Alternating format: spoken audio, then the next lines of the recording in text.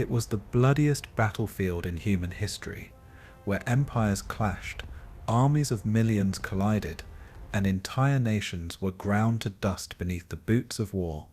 The Eastern Front of World War II was no ordinary theatre. It was a vast, merciless crucible, stretching from the icy forests of Leningrad to the burning fields of Ukraine, from the banks of the Volga to the gates of Berlin. Here, Hitler's vision of conquest met Stalin's will to survive, unleashing a war of annihilation that consumed cities, starved populations, and turned landscapes into graveyards. In this unforgiving expanse, 27 million Soviet lives would be lost, an entire generation scarred, as the largest and most brutal battles in history, Moscow, Stalingrad, Kursk, Leningrad etched their names into eternity. But this was more than just armies colliding. It was a story of ideology and survival. Nazism versus communism, Lebensraum versus Mother Russia, where civilians became targets, partisans fought from forests, and scorched earth left nothing behind but ash. Villages were razed, millions deported, prisoners starved in camps, while tank armies clashed in thunderous duels that decided the fate of continents.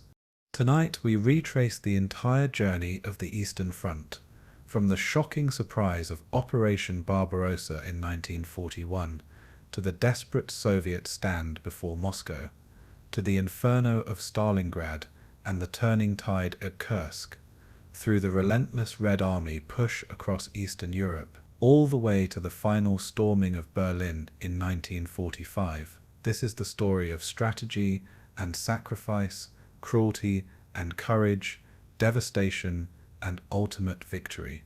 As you close your eyes, let the vast sweep of this history carry you through the frozen winters, the shattered cities, and the unstoppable momentum of a war that decided the fate of the world. The story of Adolf Hitler's rise cannot be separated from the wounds Germany carried after World War I.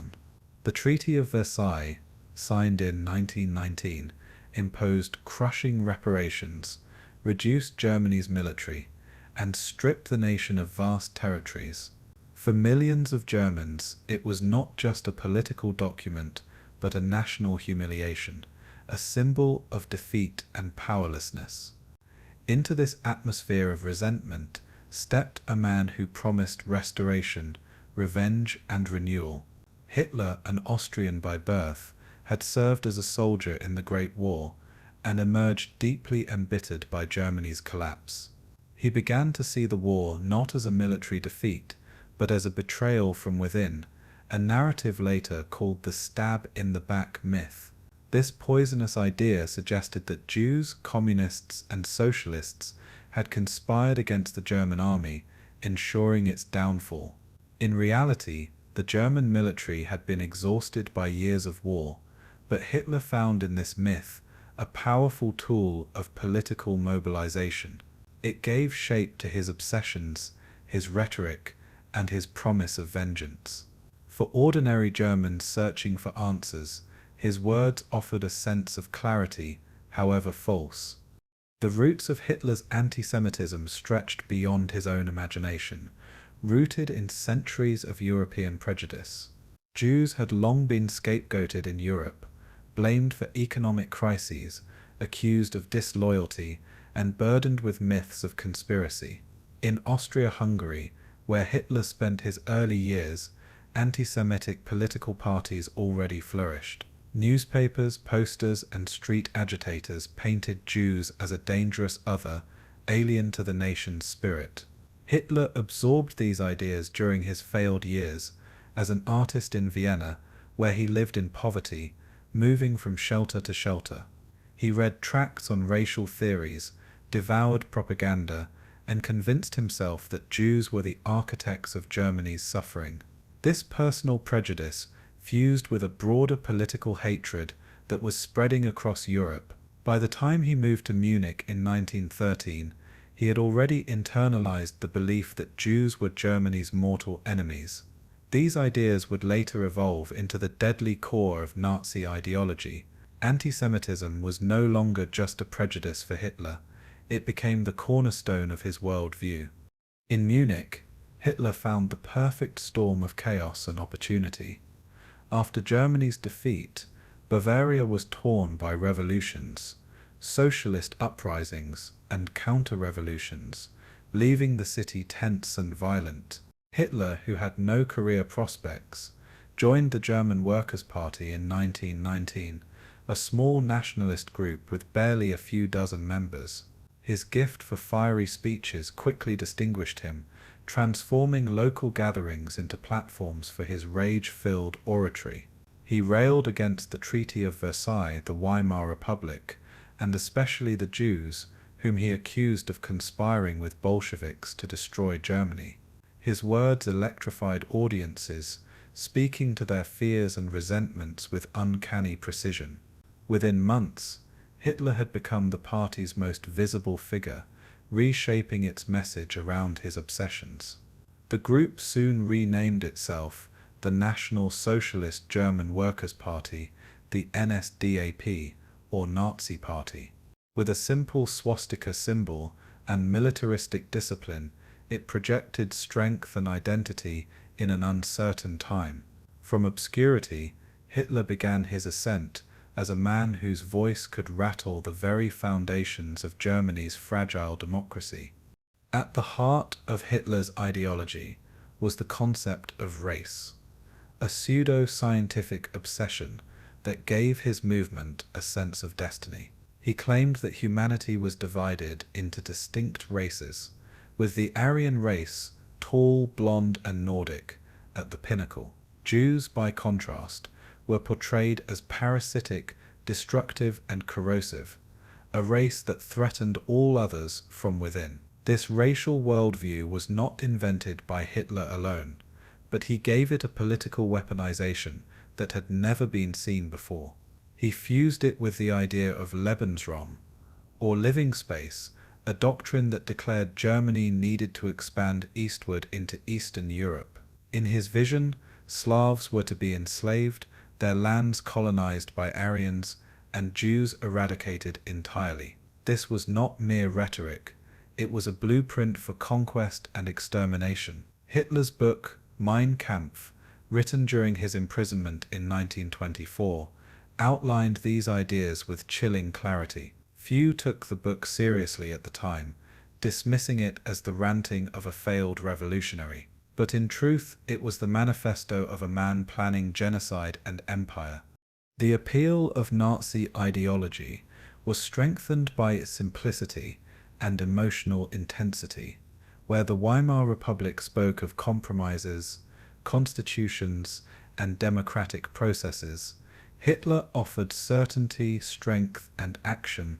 He promised to restore Germany's pride, punish its enemies, and create a new Reich that would last 1,000 years. For veterans scarred by war, he offered a new sense of belonging. For workers impoverished by inflation and unemployment, he offered a scapegoat.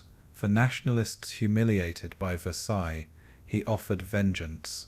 His speeches blended myth, rage, and theater, turning politics into performance. Crowds did not just listen, they were swept into a trance of collective identity, saluting in unison, chanting in rhythm, surrendering themselves to the man on stage. The sense of unity was intoxicating, and for many Germans, it felt like salvation. They believed they were witnessing the rebirth of their nation. The Nazi Party grew slowly in its early years, often dismissed by Germany's political elite. But Hitler's failed coup attempt in 1923, the Beer Hall Putsch, catapulted him into national headlines. Though it was a disaster, ending with deaths and Hitler's arrest, it transformed him from a local agitator into a figure of national notoriety. His trial became a platform for propaganda, where he declared his loyalty to Germany and denounced the Republic as illegitimate. Instead of burying his career, the court gave him a national audience. His prison sentence was short, and during this time he wrote Mein Kampf, crystallizing his ideology into a clear though radical program. When released, he rebuilt the Nazi Party with a new strategy, not seizing power through force, but through elections and legal means. The Weimar Republic's political fragmentation gave him the perfect opening. Slowly, steadily, the Nazis gained seats in parliament, moving from fringe to mainstream. What once seemed impossible began to feel inevitable. By the late 1920s and early 1930s, the global economic crisis gave Hitler the final push he needed. The Great Depression devastated Germany, leaving millions unemployed, desperate, and disillusioned. Banks collapsed, businesses failed, and poverty spread into every corner of society. Amid this despair, the Nazi Party's message gained unparalleled traction. Hitler promised jobs, order, and a return to greatness. His propaganda machine, led by Joseph Goebbels, flooded Germany with posters, films, and rallies portraying Hitler as the savior. The Nazis projected an image of discipline, strength, and destiny, contrasting sharply with the chaos of parliamentary squabbles. Middle-class families, fearful of communism, flocked to Hitler's side. Industrialists saw in him a bulwark against socialism, while youth saw adventure and belonging in his movement. By 1933, Hitler had maneuvered himself into the position of Chancellor of Germany, poised to transform ideology into dictatorship. The rise of Hitler was not an accident, but the convergence of ideology, crisis, and opportunity. He exploited old prejudices, weaponized modern propaganda, and offered simple answers to complex problems. His obsession with Jews, race, and Lebensraum turned politics into a mission of extermination and conquest. The millions who followed him were not merely deceived, but often complicit, drawn into his vision of national rebirth. The world watched with unease but underestimated the danger, failing to recognize the apocalyptic potential of his ideology. Hitler himself believed history had chosen him, that fate demanded he carry out his racial crusade. By 1933, he had transformed from a failed artist into the architect of a movement that would plunge the world into war and genocide. His rise marked not just a change in government, but the beginning of one of history's darkest chapters. The stage was set for the Eastern Front, for the Holocaust, and for a conflict that would engulf the 20th century. And it all began with the dangerous marriage of hatred, ideology, and ambition. While Hitler was consolidating his power in Germany, the Soviet Union under Joseph Stalin was forging its own brutal vision of the future. Born from the 1917 Bolshevik Revolution, the Soviet regime claimed to represent the workers and peasants of the world. In practice, it became a rigid dictatorship where ideology was fused with terror. Stalin, who had risen from obscurity as a party organizer, emerged as Lenin's successor after a ruthless struggle for power. His goal was to industrialize the Soviet Union at lightning speed, transforming a backward agrarian empire into a modern socialist state. But this transformation came at immense human cost, as millions were forced into collective farms and state-owned industries. Stalin's 5-year plans dictated production quotas that ignored reality, demanding impossible results from exhausted laborers. The failure to meet targets was often blamed on sabotage, enemies of the people, or conspiracies. This atmosphere of fear and coercion created a state where obedience was enforced not by persuasion, but by terror. The collectivization of agriculture in the late 1920s and early 1930s brought untold suffering to the Soviet countryside. Independent peasants, branded as kulaks, were declared enemies and targeted for liquidation. Villages were raided by state enforcers who seized grain, livestock, and tools in the name of collective farming. Resistance was met with brutality, families deported, homes destroyed, and entire communities uprooted. The policy triggered catastrophic famine, most infamously in Ukraine, where millions starved in what is remembered as the Holodomor. Skeletal figures lined roads, mothers clutched dying children, and fields were stripped bare while the state continued to export grain abroad. Stalin dismissed the famine as the necessary price of progress, unwilling to admit his policies had caused mass death. Those who survived did so under conditions of constant hunger, disease, and despair. Collectivization did succeed in bringing land under state control, but it destroyed the backbone of peasant society. The Soviet Union's march toward industrial power was paved with the bones of its own citizens. While the countryside suffered, Stalin's industrial drive transformed the Soviet landscape. Gigantic factories rose out of swamps and forests. Entire cities were built from scratch, and massive projects like the Dnieper hydroelectric dam symbolized the new age of socialism. Workers labored under slogans of sacrifice, urged to break records and exceed quotas. The state glorified Stakhanovites, model laborers who supposedly achieved superhuman productivity, though many of these feats were fabricated or exaggerated. Behind the propaganda, conditions were harsh: long hours, unsafe machinery, and minimal rights for workers. Failure to meet production demands could mean accusations of sabotage, leading to imprisonment or execution. Yet the achievements were undeniable.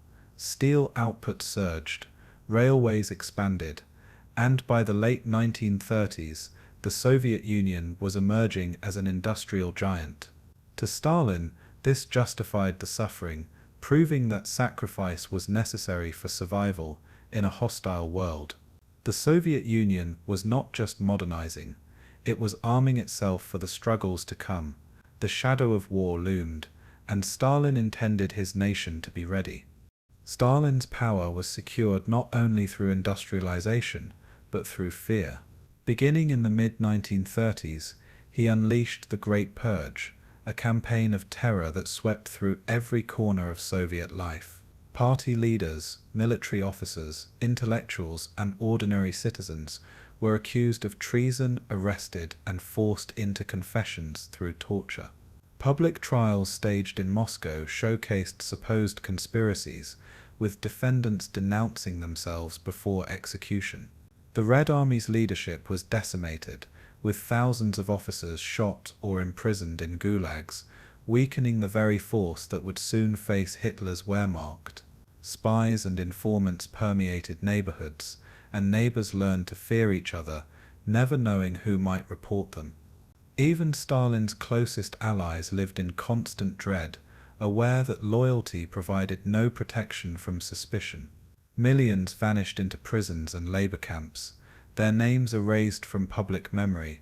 This machinery of repression ensured Stalin's absolute control, but it also hollowed out the institutions of the state. Terror became the foundation upon which the Soviet system rested. Ideologically, Stalin presented himself as the guardian of Marxism-Leninism, but he reshaped it to fit his own authoritarian vision. Marx's theories of class struggle and proletarian revolution were twisted into justifications for a dictatorship that tolerated no dissent. Stalin's writings became mandatory doctrine, studied in schools and recited in factories as though they were sacred texts. The state controlled not only industry and agriculture, but also art, literature, and culture itself. Socialist realism became the only acceptable artistic form, glorifying workers, soldiers, and the Soviet state. Writers, musicians, and filmmakers who deviated faced censorship, exile, or death. History was rewritten to glorify Stalin as Lenin's natural heir, while rivals like Trotsky were erased from photographs and vilified as traitors. This manipulation of memory created an atmosphere where truth itself was defined by the state. Ideology was not merely taught, it was imposed with the force of law. In Stalin's USSR, thought itself was a battlefield, and independent thinking was a crime. Religion, long a cornerstone of Russian life, was another target of Stalin's campaign for total control.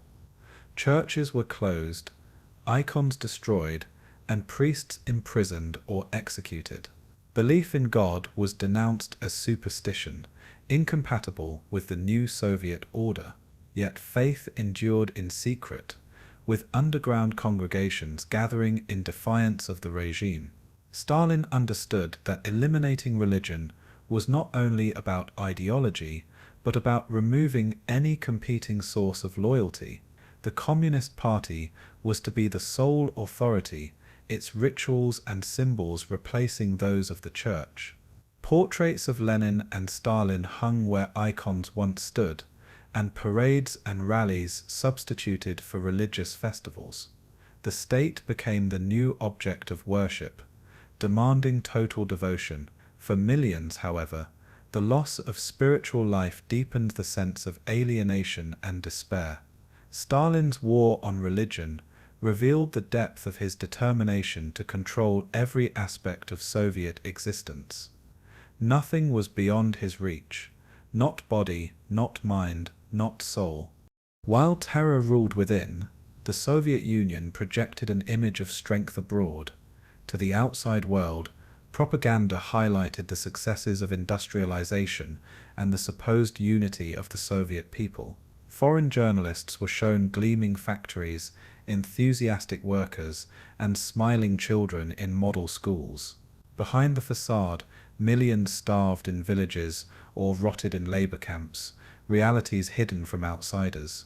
Yet some intellectuals in the West admired the Soviet experiment, seeing it as an alternative to the chaos of capitalism and fascism. For communists around the globe, Stalin became a symbol of resistance against imperialism and exploitation. He positioned the USSR as the vanguard of the international workers' movement, funding communist parties worldwide. This global influence worried both democratic nations and authoritarian regimes, intensifying fears of Bolshevik subversion. The clash between communism and its enemies was no longer confined to theory, it was shaping global politics. The Soviet Union, for all its internal misery, had become a world power. By the late 1930s, Stalin's Soviet Union stood as both a fortress and a prison. It was a nation transformed by forced industrialization, scarred by famine, and suffocated by terror. Millions were dead, millions more lived in fear, yet the state projected an aura of invincibility. Stalin himself had become more than a leader. He was a figure of near-mythical authority, revered and feared in equal measure. His policies had created a society where obedience was absolute and dissent was silenced by death or exile. At the same time, the USSR had built a military and industrial base capable of withstanding the coming storms of war. This paradox, strength built on suffering, progress born of repression, defined Stalin's reign. As Europe drifted toward conflict, Hitler and Stalin represented two brutal visions of the future, each convinced of their destiny to dominate. Between them lay an inevitable clash, one that would turn the Eastern Front into the bloodiest theater of the Second World War. The shadow of communism loomed large, promising salvation to some, and terror to countless others.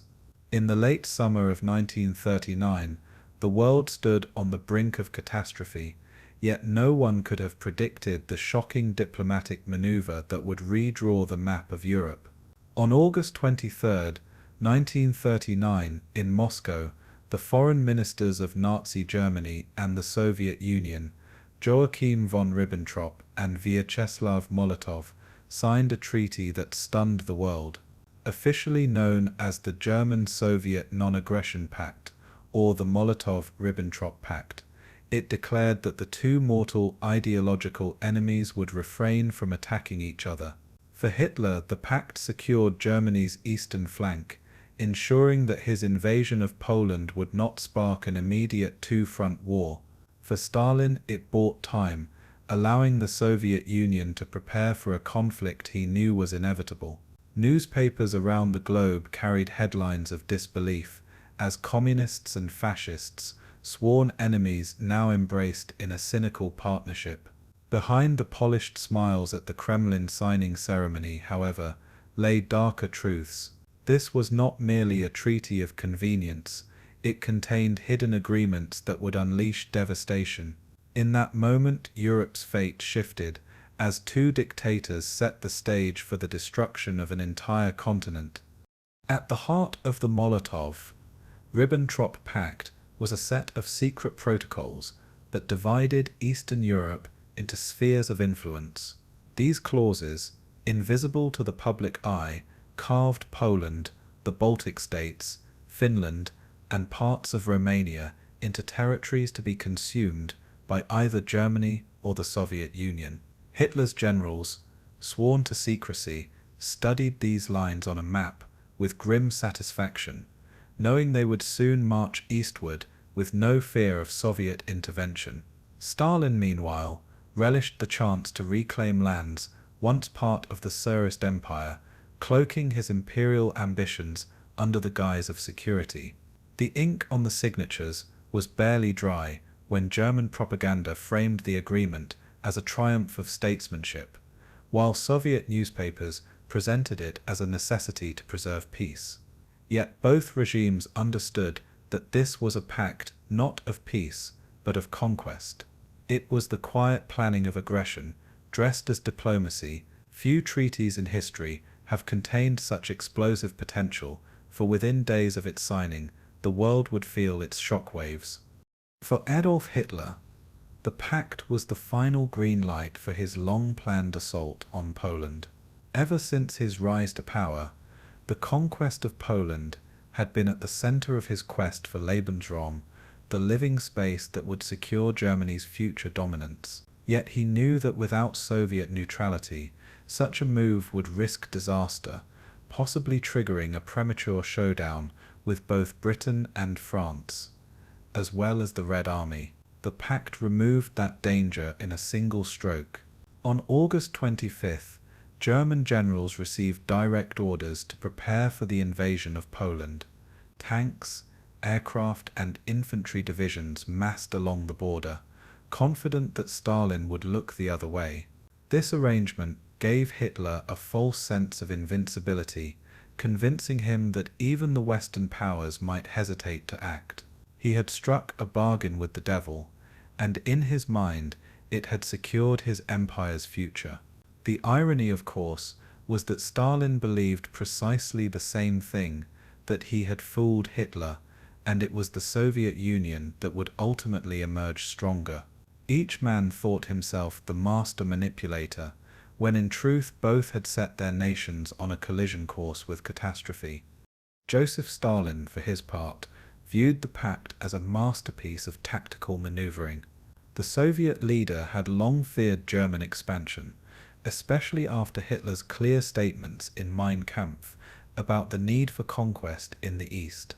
The Red Army, though vast, had been crippled by Stalin's own purges in the late 1930s, which eliminated much of its experienced officer corps. He knew the USSR was unprepared for a direct confrontation with Germany. By signing the pact, Stalin gained nearly 2 years to rebuild his military strength. Moreover, the secret protocols promised him territorial rewards without a shot being fired. To Stalin, it seemed like a bargain that allowed him to sit back, let the capitalist powers destroy each other, and then move in to pick up the pieces. But what he underestimated was Hitler's determination to betray him the moment it suited German interests. The Molotov-Ribbentrop Pact was less a guarantee of peace than a countdown to invasion, ticking silently in the background.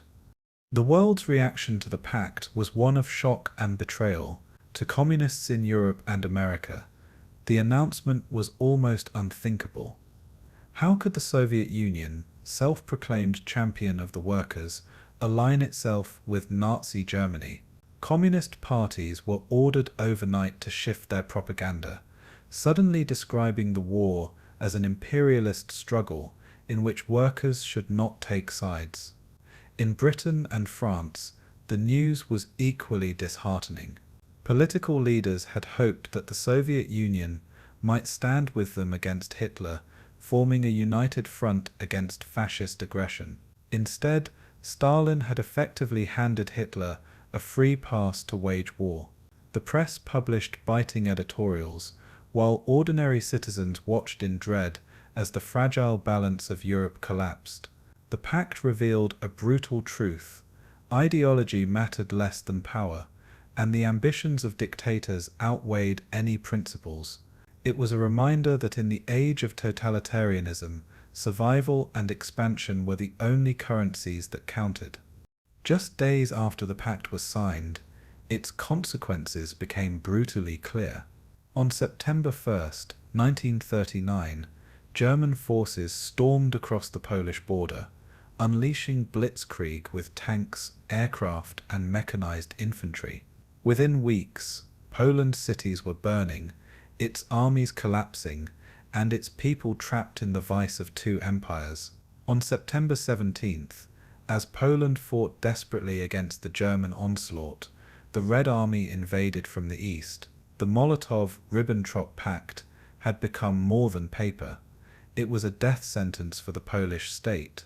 The Wehrmacht and the Red Army even held joint victory parades in conquered towns, saluting one another as allies. This grotesque partnership symbolized the depth of their agreement. While millions of Poles faced occupation, terror, and mass deportations, the Polish nation had been erased from the map yet again, not by one enemy, but by two working hand in hand. For the victims, the pact was no abstract treaty, but a force that shattered their homes, lives, and futures. The secret clauses of the pact reached beyond Poland, laying the groundwork for Soviet expansion elsewhere. In late 1939 and 1940, Stalin moved to occupy the Baltic states of Estonia, Latvia, and Lithuania, forcing their governments into submission before absorbing them into the Soviet Union. Finland too became a target, though its fierce resistance in the Winter War revealed the Red Army's weaknesses. Meanwhile, Germany consolidated its hold on western Poland, beginning the brutal occupation policies that would soon escalate into genocide. The lines drawn in the Kremlin months earlier now took on flesh and blood, as millions found themselves trapped in new empires that cared nothing for their sovereignty. The Molotov-Ribbentrop Pact was not simply an agreement between leaders. It was a mechanism of domination that reshaped the lives of ordinary men, women, and children. Behind every border change lay suffering, and behind every handshake between dictators lay betrayal. Ultimately, the Nazi-Soviet Pact of 1939 was a ticking time bomb destined to explode. Hitler had never abandoned his dream of conquering the Soviet Union, and Stalin, for all his supposed cleverness, misread his partner's intentions. For nearly 2 years the pact held, allowing both regimes to pursue their ambitions without fear of interference.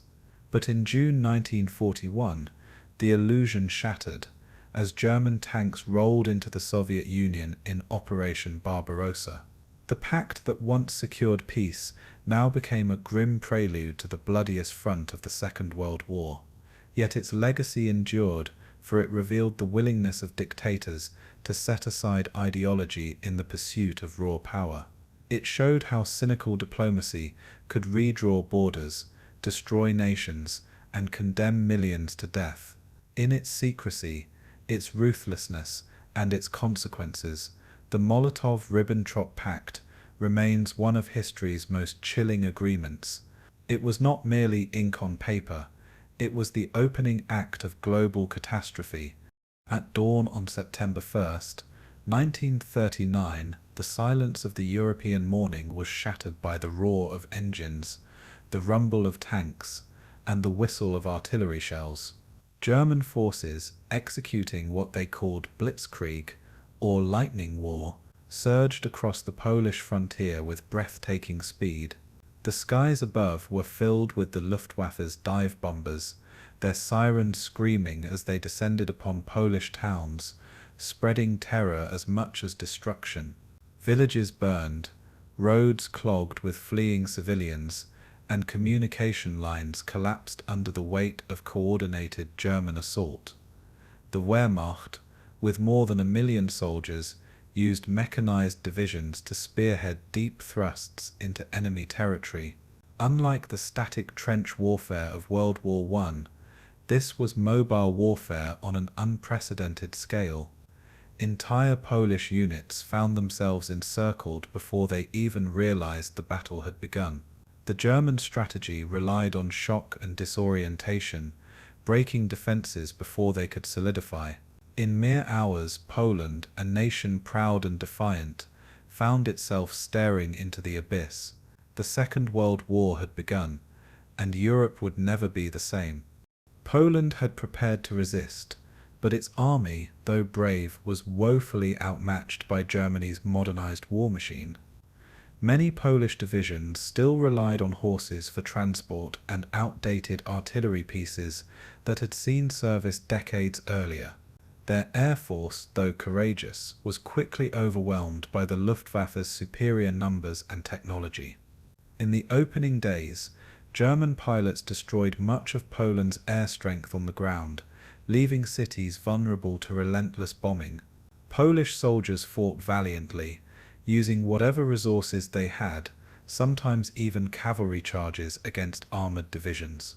But courage could not halt the precision of German coordination, nor could outdated weapons withstand tanks advancing at unprecedented speed.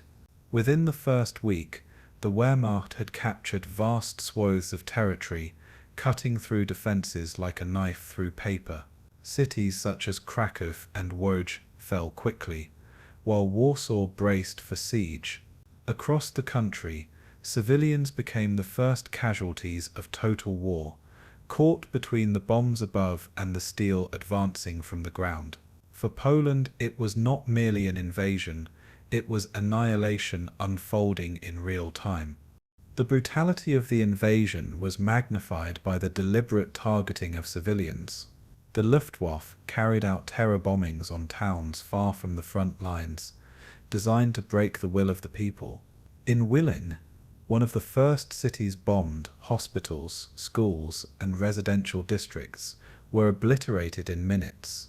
Civilians fled in panic along the roads, only to be strafed by German fighter planes in an early glimpse of the mercilessness to come.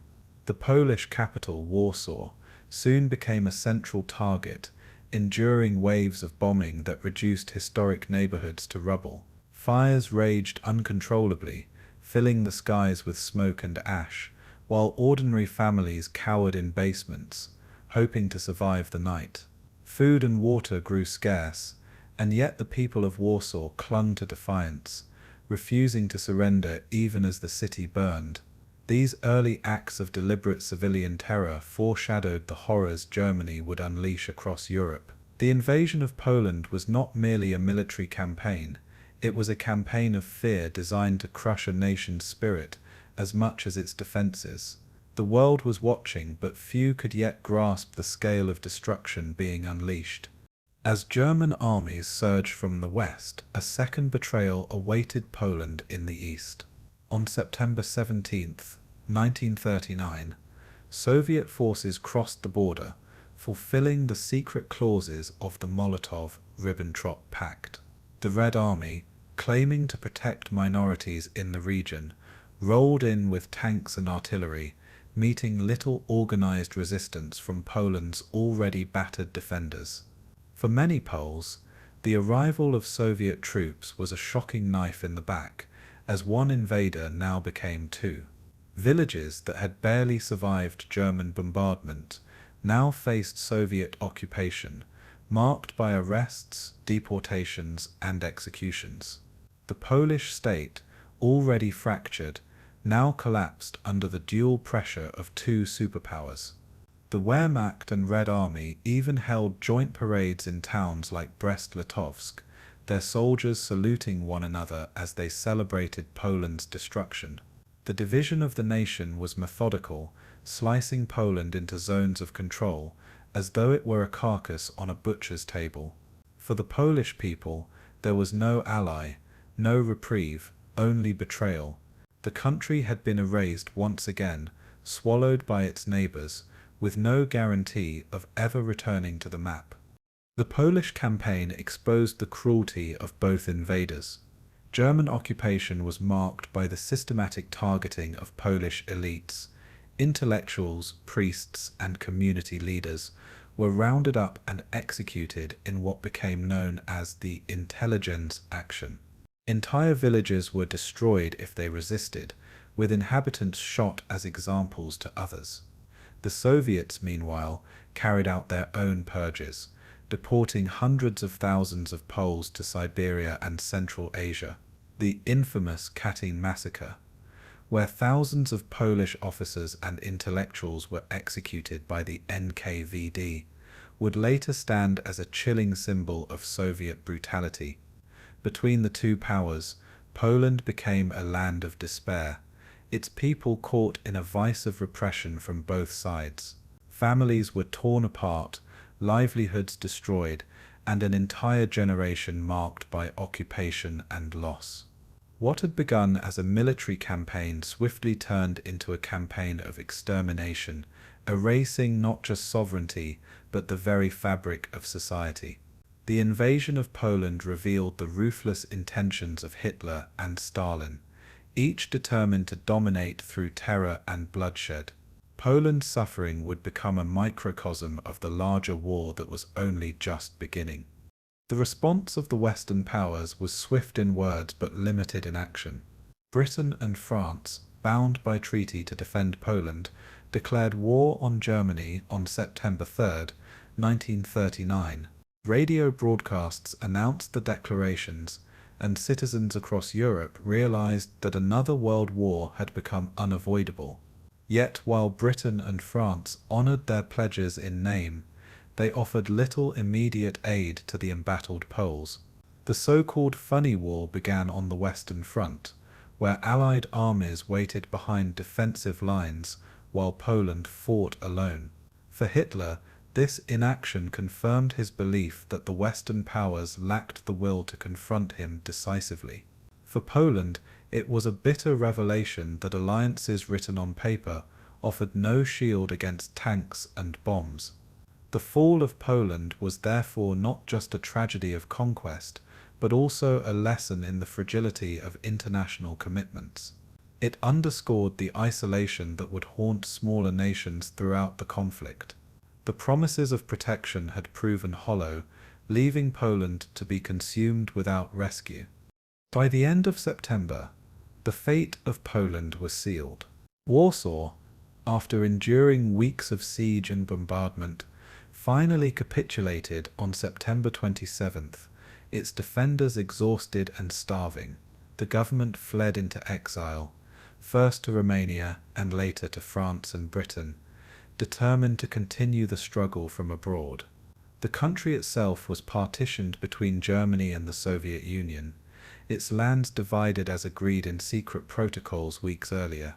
Millions of Poles awoke to find themselves subjects of foreign rulers, their language suppressed, their culture threatened, and their future uncertain. Refugees poured across borders, desperate to escape the oncoming tide of repression. The speed of the conquest shocked the world, demonstrating the devastating effectiveness of German blitzkrieg and the cold opportunism of Stalin. What had taken weeks was enough to destroy a nation that had stood for centuries. The invasion of Poland was more than the beginning of war. It was the destruction of a people's sovereignty, a warning of what awaited all of Europe if Hitler and Stalin were not stopped. It marked the end of peace and the dawn of an age of terror. The invasion of Poland stands as the moment when the world descended into total war, an event that reshaped the 20th century. It revealed the brutality of modern mechanized conflict, the cynicism of great power politics, and the vulnerability of nations caught between empires. For Hitler, it was the first triumph of his aggressive vision, convincing him that Europe could be conquered piece by piece. For Stalin, it was the opening move in a larger gamble to expand Soviet influence, even at the cost of temporary partnership with a sworn enemy. For Poland, it was a tragedy of epic proportions, a reminder that courage and resilience are sometimes powerless against overwhelming force. The cries of civilians under bombardment, the defiance of Warsaw's defenders, and the silent despair of those deported eastward became the human soundtrack of this opening chapter of war. Britain and France's declarations of war turned the conflict into a global struggle, yet their inability to aid Poland foreshadowed long years of devastation ahead. In September 1939, the world crossed a threshold it could never retreat from. The war that began with Poland's destruction would spread to every corner of the earth, claiming tens of millions of lives. The storm had broken, and it would not end until civilization itself had been transformed. On the morning of June 22nd, 1941, the world witnessed the unleashing of the largest invasion in human history. More than 3 million German soldiers, supported by nearly 700,000 Axis allies, stormed across and won 800-mile front into the Soviet Union. Thousands of tanks and armored vehicles rolled forward in endless columns, while the Luftwaffe launched wave after wave of bombers against Soviet airfields and rail hubs.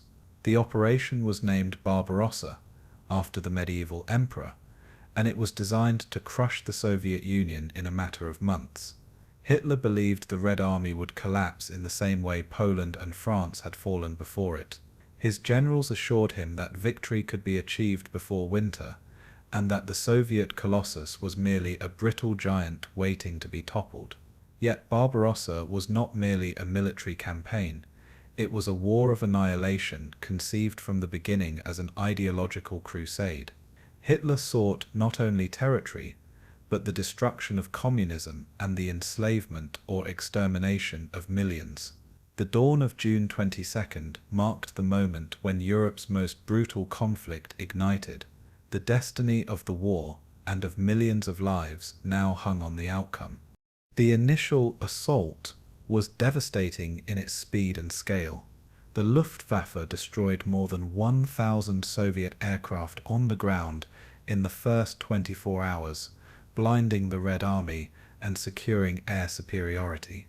German panzer groups, organized into powerful spearheads, sliced through Soviet defenses, encircling vast armies before they could retreat.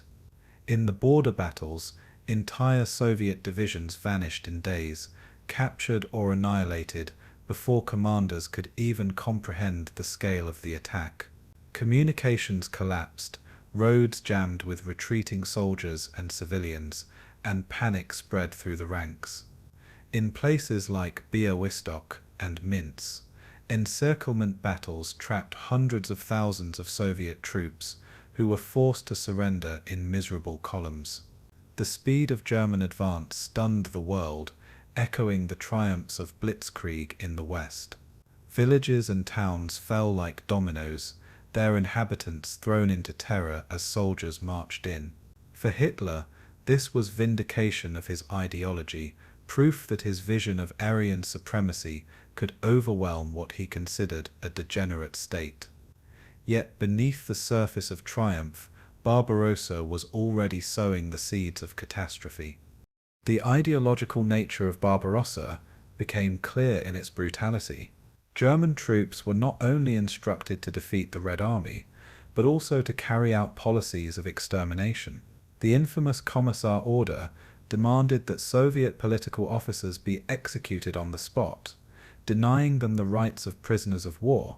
The Einsatzgruppen, mobile killing squads, followed in the wake of the Wehrmacht, tasked with mass shootings of Jews, communists, and other targeted groups. In towns across the occupied territories, Jews were rounded up, marched to forests or ravines, and massacred in their thousands. Civilians were starved, villages burned, and entire communities erased as the invasion advanced. For millions of Soviet prisoners of war, captivity meant death by hunger, disease, or deliberate neglect. The invasion was designed not only to conquer territory, but to clear it of people deemed undesirable in Hitler's racial vision. This was not simply war, it was genocide in motion, an extermination campaign disguised as military conquest. Barbarossa fused ideology and military strategy in a way that guaranteed unimaginable suffering. Despite catastrophic losses, the Soviet Union refused to collapse. Stalin, stunned by the invasion he had chosen to ignore, despite repeated warnings, initially faltered in disbelief. Yet within days he rallied, addressing the Soviet people in a historic speech that framed the war as a patriotic struggle for survival. Factories were evacuated eastward, dismantled piece by piece, and reassembled beyond the reach of German bombers. Ordinary citizens were mobilized for defense, digging trenches, building fortifications, and volunteering in militias. The Red Army, though shattered in the opening weeks, began to regroup under immense pressure. Generals like Zhukov emerged as critical leaders, adapting tactics to blunt German advances. In Leningrad, Moscow, and Kiev, Soviet resistance stiffened even as cities faced siege. Stalin ordered a scorched earth policy, denying the Germans food, fuel, and infrastructure as they advanced. The Soviet state had been struck a mortal blow, but it refused to die. Instead, it transformed the invasion into a war for the survival of the Russian nation itself. The campaign unfolded with breathtaking violence across multiple fronts. Army Group North drove toward Leningrad, determined to capture the symbolic city of the Russian Revolution. Army Group Center, the strongest, surged toward Moscow, cutting swaths through Belarus and threatening the Soviet capital. Army Group South advanced into Ukraine, seizing fertile lands and pushing toward industrial centers. Each group advanced hundreds of miles in a matter of weeks, their maps marked by expanding pockets of Soviet troops trapped in massive encirclements. By autumn, battles like Smolensk and Kiev had resulted in millions of Soviet soldiers killed or captured. German propaganda declared victory assured, portraying Soviet resistance as futile. Yet the vastness of the Soviet Union stretched German logistics thin, with supply lines overextended and equipment wearing down.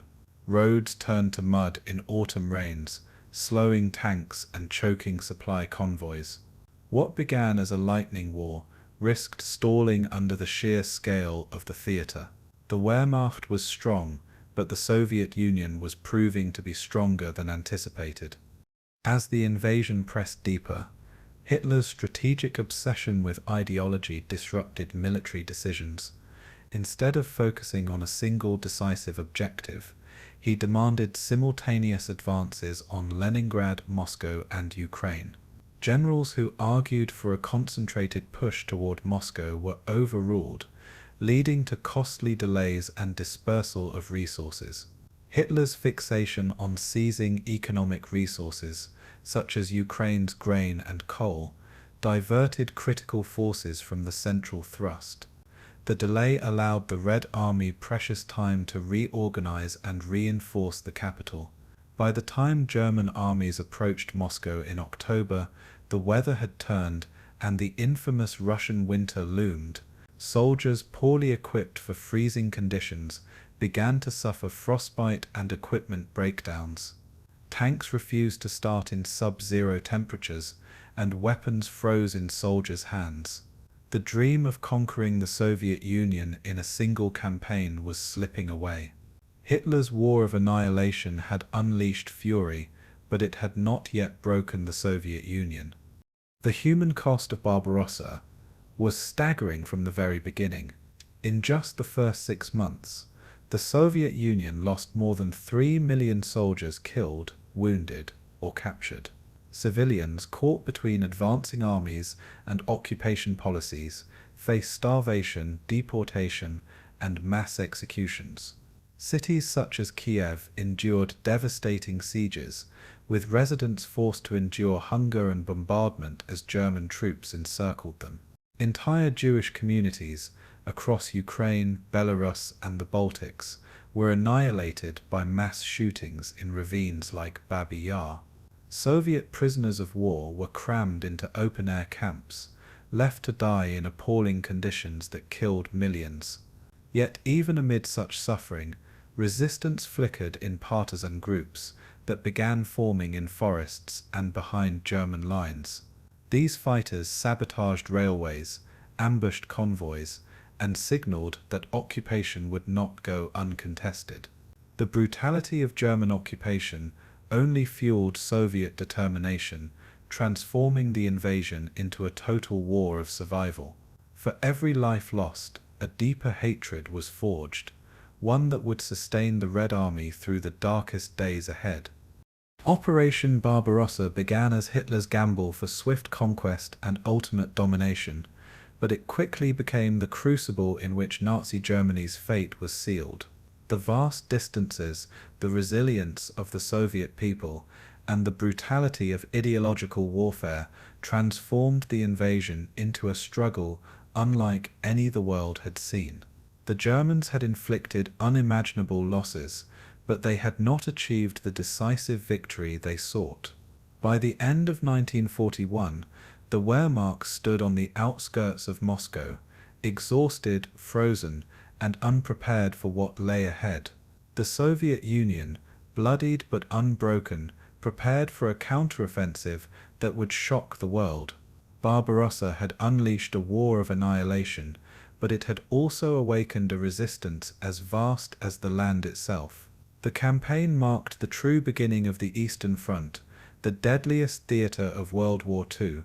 Hitler had declared a crusade against communism, but in doing so, he had unleashed a war that would consume millions on both sides. The path to Stalingrad, Leningrad, and eventually Berlin had begun. Barbarossa was not only the largest invasion in history, it was the beginning of Nazi Germany's eventual downfall. The German invasion of the Soviet Union was not only a clash of armies, it was at its core a collision of worldviews, each claiming absolute truth. For Hitler and his generals, the war was waged against what they called Judeo-Bolshevism, a fusion of anti-Semitic obsession and hatred of Marxism. In Nazi propaganda, Jews were depicted as the masterminds of communism, plotting to undermine Aryan civilization. This framing allowed the war to become something more than a struggle for territory. It became a holy crusade in the Nazi imagination. Hitler's speeches thundered with apocalyptic tones, portraying Germany as the savior of Europe against the supposed Asiatic hordes. On the other side, Stalin presented his fight not as one of ideology, but of survival, slowly reframing the conflict as the Great Patriotic War. Both sides infused the conflict with mythic meaning, each defining themselves in contrast to the other. For millions caught in the middle, it was not an ideological debate, but a brutal reality of occupation, starvation, and death. Yet the ideological underpinnings of the war ensured that violence was pursued with a level of fanaticism rarely seen in history. Partisans. Nazi Germany's war aims against the Soviet Union were spelled out long before the first tank crossed the border. In Mein Kampf, Hitler made no secret of his belief that Germany's destiny lay in the east, in seizing fertile lands from the Slavs, whom he considered racially inferior. This concept of Lebensraum, living space, was presented as both a necessity and a moral duty. The Soviet Union, led by Stalin and tied to communism, became the perfect target for Hitler's vision of conquest and extermination. By demonizing Bolshevism as a Jewish conspiracy, Hitler gave ideological justification to policies of mass murder. The Wehrmacht was not merely advancing militarily, it was advancing to annihilate entire categories of people. This was not strategy alone, it was racial war, elevated to doctrine. German soldiers were indoctrinated to see their opponents not as fellow human beings, but as subhumans blocking the destiny of the Reich. The war was therefore fought with extraordinary brutality, where rules of conventional warfare collapsed under the weight of ideological zeal. On the Soviet side, ideology was no less central, though its framing evolved as the war unfolded. Stalin had spent years promoting Marxism-Leninism as the guiding star of Soviet society, with communism portrayed as the inevitable future of humanity. When the Germans invaded, the Soviet regime initially leaned on class-based rhetoric, calling on workers to defend socialism. But the catastrophic losses of 1941 revealed the limitations of abstract ideology in mobilizing a nation under existential threat. Stalin quickly pivoted, reviving patriotic symbols, invoking Russia's historic struggles against invaders from Napoleon to the Mongols. Churches reopened, icons reappeared, and appeals to Mother Russia intertwined with calls to defend socialism. This hybrid narrative gave the Soviet war effort an emotional power that pure Marxist doctrine lacked. It framed the struggle not only as a defense of socialism, but as a defense of homeland, culture, and identity. Ideology here became a survival tool, flexibly adapted to rally millions to resist annihilation. For the Nazis, ideology justified extraordinary violence against civilians in occupied territories. From the outset, directives like the Commissar Order instructed German troops to execute Soviet political officers on sight. This was not framed as a breach of military law, but as a righteous purge of ideological enemies. Civilians were targeted as well, particularly Jews who were massacred in mass shootings carried out by Einsatzgruppen. In towns and villages across Ukraine, Belarus, and Russia, entire communities were wiped out in the name of this ideological crusade. The brutality was deliberate, designed not only to eliminate enemies, but to terrorize populations into submission. German soldiers were told that they were fighting a racial war where mercy was weakness. In this way, ideology shaped behavior at the front line, normalizing atrocities that might otherwise have been unthinkable. It blurred the line between war and genocide until the two became inseparable. The War of Ideologies was not fought only in speeches, but in the charred remains of villages and mass graves scattered across Eastern Europe. The Soviet Union responded by cultivating an ideology of resilience and vengeance. Propaganda posters depicted German soldiers as barbaric invaders, while Soviet soldiers were painted as heroic defenders of family and homeland. The concept of Holy Russia began to merge with socialist ideals, creating a new narrative that transcended class. Partisans in the forests were celebrated as embodiments of this spirit, ordinary people who rose to fight extraordinary evil.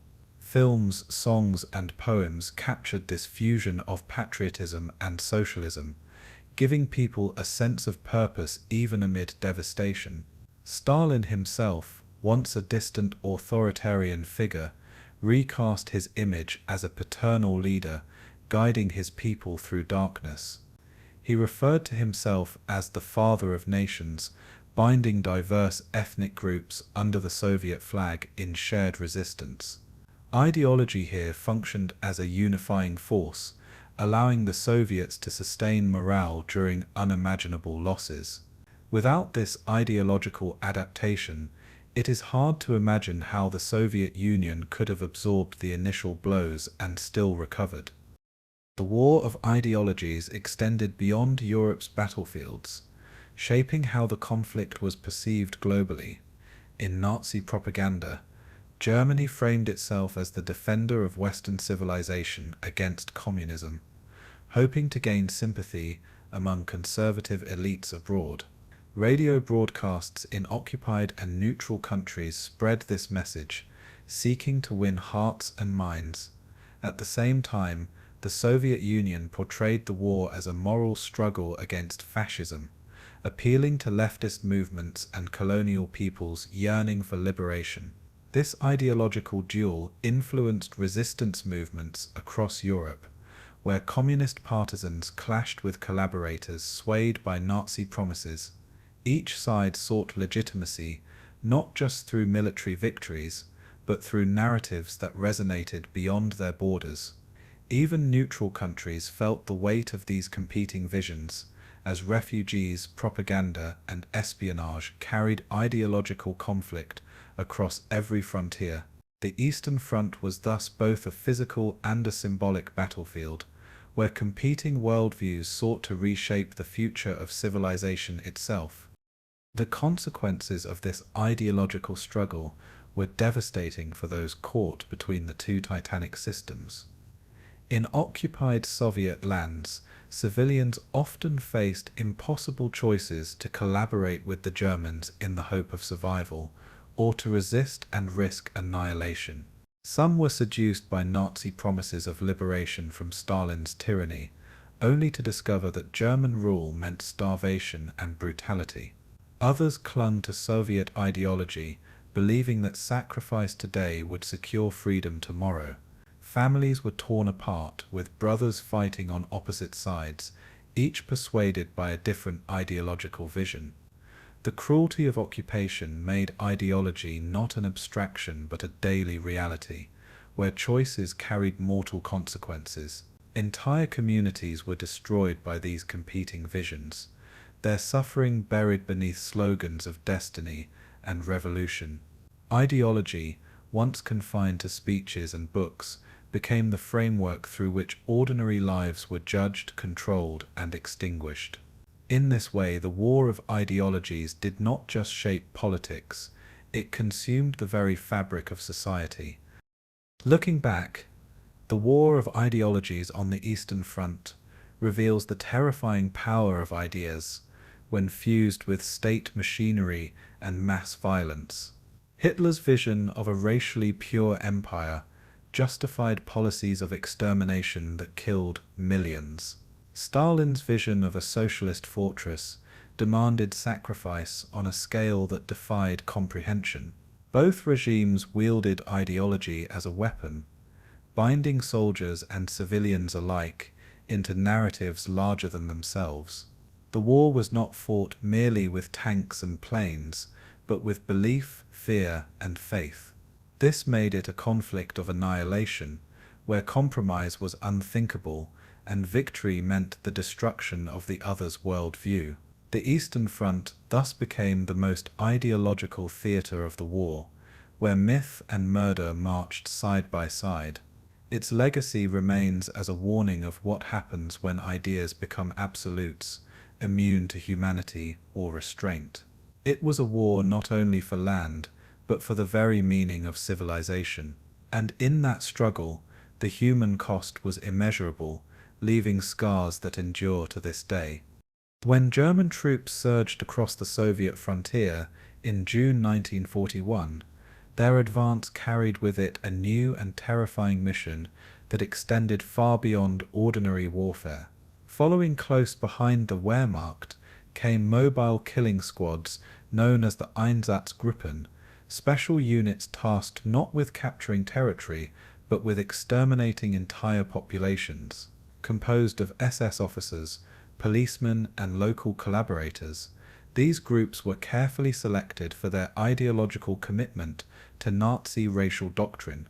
Their orders were clear: to eliminate Jews, communists, Roma, and other groups considered enemies of the Reich. They traveled in columns of trucks, armed with rifles and machine guns, moving from village to village in the vast expanses of Eastern Europe. Unlike the impersonal efficiency of later death camps, their work was intimate, carried out face to face with their victims. Families were rounded up, forced to dig their own graves, and executed in mass shootings that left fields and ravines filled with corpses. It was here in the East that Nazi persecution of Jews shifted from discrimination and segregation to systematic extermination. The Holocaust was no longer a possibility whispered in the corridors of power. It had become a horrifying reality in the blood-soaked soil of Ukraine, Belarus, and Russia. The massacre at Babi Yar in September 1941 remains one of the most infamous crimes committed by the Einsatzgruppen. After the German capture of Kiev, authorities announced that the city's Jews were to gather with their belongings under the pretense of relocation. Instead, over 33,000 men, women, and children were marched to a ravine on the outskirts of the city. There, over the course of 2 days, they were systematically shot and buried in hastily dug mass graves. Eyewitnesses described the relentless rhythm of gunfire echoing through the ravine, punctuated by the cries of victims forced to wait their turn. The killing was carried out with chilling efficiency, with German units working in shifts to maintain pace. Local collaborators, whether through coercion or anti-Semitic conviction, often assisted in guarding or identifying Jewish neighbors. The massacre shocked even some German soldiers, who wrote home about the horror of what they had seen. Yet within the Nazi chain of command, Babi Yar was praised as a model of successful execution. It marked the scale of killing that would soon become standard practice, turning entire landscapes into unmarked cemeteries of annihilation. The Einsatzgruppen killings were not isolated events, but part of a deliberate strategy to clear vast regions of populations deemed undesirable. In towns and villages across Lithuania, Latvia, and Belarus, Jews were forced into market squares, humiliated, and then marched to the edges of forests, where execution pits awaited. Thousands of small-scale massacres unfolded in the shadows of trees and in open fields, often in full view of local residents. By the end of 1941, these squads had already murdered over 500,000 Jews, an unprecedented scale of violence in modern history. The shootings were often carried out methodically, with victims stripped of possessions and clothing before execution. Children were not spared. Entire families were eliminated to prevent future generations of Jews from surviving. Nazi ideology demanded nothing less than total eradication, and the soldiers, indoctrinated with years of propaganda, carried out their tasks with deadly obedience. The sound of gunfire, the digging of graves, and the silence that followed became the soundtrack of life in occupied Eastern Europe. Each massacre erased communities that had existed for centuries, leaving behind only fragments of memory and the echo of loss. For the killers themselves, the transition from persecution to mass murder was not immediate, but accelerated rapidly once Operation Barbarossa began. In the earlier years of Nazi rule, Jews in Germany had been stripped of rights, forced into ghettos, and subjected to humiliation and violence, but outright mass killings remained rare. The war in the East, however, provided both the opportunity and justification for escalation. Nazi leaders framed the invasion as an existential battle against Judeo-Bolshevism, insisting that annihilation of Jews was essential to defeating communism. Orders from above encouraged radical action, and commanders on the ground interpreted these instructions with lethal zeal. Psychological barriers to killing were broken down through group participation, alcohol, and constant indoctrination. Soldiers were told they were not committing crimes but fulfilling their duty to cleanse Europe of a mortal threat. As massacres multiplied, the line between battlefield operations and genocide vanished completely. The Holocaust, once confined to rhetoric and plans, became a living, breathing reality fueled by ideology, bureaucracy, and the machinery of mass murder. The victims of these massacres experienced unimaginable terror in their final moments. Families were often forced to undress at gunpoint, stripped of dignity before being lined up at the edge of pits. Parents clutched their children tightly, whispering prayers or offering comfort they knew would be in vain. Some attempted to shield their loved ones with their bodies, only to fall together in the hail of bullets. Others were buried alive when mass graves were filled too quickly, their cries muffled beneath layers of soil. Survivors who managed to crawl out of execution pits later described the horror of lying among corpses, waiting for nightfall to escape. Local residents sometimes watched in silence, their reactions ranging from horror to indifference, and in some cases to active collaboration. The cruelty of the process was magnified by its ritualistic repetition, carried out day after day in different locations with chilling consistency. The trauma left behind was not only physical but cultural, as centuries-old Jewish communities vanished in a matter of hours. The Einsatzgruppen massacres thus represented not only murder but cultural erasure, extinguishing identities built over generations. Displacement and WWII. The transition from mass shootings to industrialized extermination was shaped by both logistics and ideology. Mass shootings were effective in destroying entire communities, but they placed a psychological strain on some perpetrators and consumed vast amounts of manpower and ammunition. Reports from the field described soldiers breaking down or struggling with the daily burden of killing hundreds of civilians at close range. Nazi leaders, while committed to extermination, began searching for methods that could both increase efficiency and reduce the emotional toll on their troops. This search led directly to the establishment of extermination camps equipped with gas chambers, where killing could be carried out at a faster pace and with greater detachment.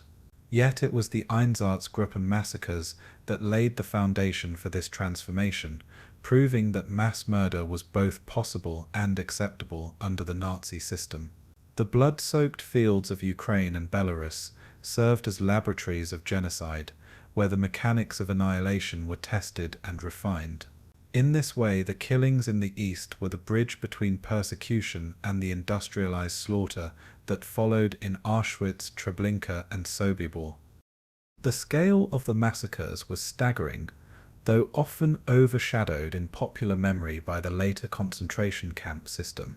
By 1943, the Einsatzgruppen and their collaborators had murdered more than 1.5 million Jews, along with countless Roma, communists, and other perceived enemies. Entire regions that had once been home to thriving Jewish culture were left barren, their synagogues destroyed, their cemeteries desecrated. What had begun as mobile shooting operations soon expanded into a broader network of violence, incorporating local police forces and militias who eagerly participated in the killings.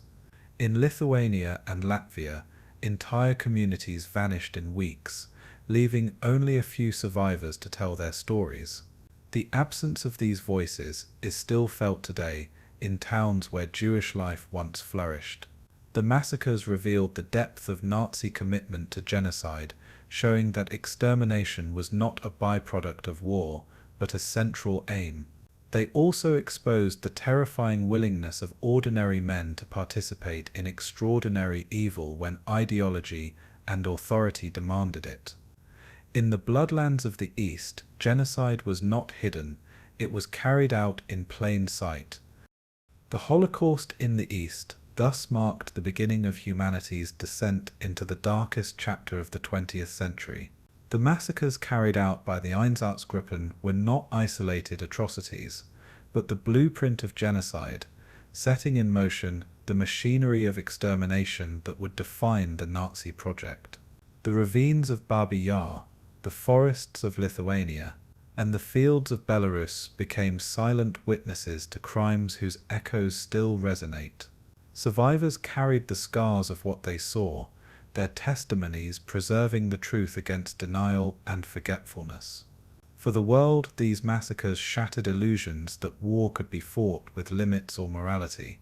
They revealed how ideology, bureaucracy, and obedience could converge to make ordinary landscapes into mass graves. Above all, they demonstrated the speed with which persecution can transform into annihilation when hate is given absolute power. The Holocaust began in the East, not in factories of death, but in the intimate brutality of bullets, pits, and ravines. It was here in the open air that the world first glimpsed the scale of destruction Nazi ideology was prepared to unleash. In September 1941, German forces, supported by Finnish troops in the north, completed the encirclement of Leningrad, the city once called Petrograd, and now the symbolic heart of the Soviet Union. For Adolf Hitler, Leningrad was more than just a strategic target. It was the birthplace of the Bolshevik Revolution, a city he wanted erased from the map to strike a blow at both communism and Russian pride. The Wehrmacht had advanced with astonishing speed, severing rail lines and cutting supply routes until the city was isolated from the rest of the Soviet Union. Hitler explicitly forbade his generals from accepting surrender. The population was to be starved into submission, their suffering serving as a weapon of war. With nearly 3 million civilians trapped inside, including hundreds of thousands of children, the siege quickly transformed into one of the longest and most devastating blockades in human history. Artillery bombardments and aerial raids battered the city daily, reducing factories, hospitals, and schools to rubble. Yet the true weapon was not shells or bombs but hunger, deliberately imposed to weaken both morale and resistance. Leningrad was to be annihilated, not with firestorms but with silence, the silence of an empty stomach. The blockade's impact was immediate and catastrophic, as the city's food reserves dwindled within weeks. Bread rations, once generous, were cut again and again, until by the winter of 1941, civilians received only 125 grams a day, little more than a crust, barely enough to sustain life. To stretch the meager supply, sawdust, cellulose, and even ground-up wallpaper paste were mixed into bread, creating a substance that provided no nutrition and was almost impossible to digest. Families boiled leather belts, animal glue, or shoe soles in desperate attempts to create soup. Cats, dogs, and even rats disappeared from the streets, hunted by starving residents. Cannibalism, though a taboo subject, began to surface as the hunger reached unbearable levels, and Soviet authorities recorded hundreds of arrests for such acts. Every calorie became a matter of life and death, and even a potato peel could spark fights among neighbors. Hunger hollowed the city, turning men and women into skeletal figures who shuffled through the streets, their faces gaunt, their movements slowed by weakness. Death became a constant presence, not only from bombs or bullets, but from the simple, relentless absence of food. Winter in Leningrad was merciless, compounding the agony of starvation with the brutality of freezing temperatures. In January 1942, the mercury plunged to -30 degrees Celsius, and fuel supplies were nearly non-existent. Residents dismantled wooden furniture, doors, and even bookshelves to feed their stoves, trying to generate a few moments of warmth. Electricity failed in much of the city, leaving apartments dark and silent, while water pipes froze, forcing families to chip ice from the Neva River for drinking water. Tram lines ground to a halt, and horses that had once pulled supply carts now became food for the desperate. Corpses lay frozen in the streets, sometimes left for days because families were too weak to bury them. Blankets, when available, were shared by entire families, and children slept inside closets or cupboards to conserve body heat. Hunger weakened immune systems, and diseases such as dysentery, typhus, and pneumonia spread quickly among the population. The combination of cold and starvation created conditions that killed thousands daily, transforming the city into a frozen graveyard. And yet, despite this unimaginable suffering, the spirit of survival refused to be extinguished. The Soviet government sought to maintain morale through propaganda, art, and cultural resilience, even as death encircled the city. The famous composer Dmitri Shostakovich trapped in Leningrad during the first months of the siege, wrote his Seventh Symphony, a monumental piece that came to symbolize defiance against Nazi aggression. When it was performed in the city in August 1942, musicians were so emaciated they could barely lift their instruments, yet the sound of the orchestra carried across the city and even broadcast by loudspeakers toward German lines. Poetry, theatre and literature continued in makeshift forms, offering psychological nourishment where physical nourishment had failed. Schools operated sporadically, teachers gathering children in freezing classrooms where lessons competed with the sound of artillery fire. Religious services also resumed in secret, with priests offering prayers of hope to congregations reduced to skin and bone. Soviet authorities plastered posters across the city, urging citizens to endure, framing their suffering as a sacrifice for the motherland. This cultural defiance provided strength in a time when survival often seemed impossible, proving that even in the darkest moments the human spirit could resist. The siege also tested the Soviet military's ability to sustain the city and maintain a tenuous lifeline to the outside world. With land routes cut off, the only connection was across Lake Ladoga, nicknamed the Road of Life. In summer, barges ferried supplies under constant attack from German aircraft, while in winter, trucks attempted the perilous journey across the frozen lake. Drivers navigated treacherous ice under bombardment, and many vehicles broke through the thin crust, sinking into the black waters below. Yet, despite the dangers, thousands of tons of food, fuel, and ammunition made it into the city, while hundreds of thousands of civilians, particularly children, were evacuated. The lifeline was fragile and never sufficient to fully sustain the population, but it prevented complete collapse. Each convoy symbolized hope, proof that Leningrad was not abandoned and that the Soviet Union would fight for its survival.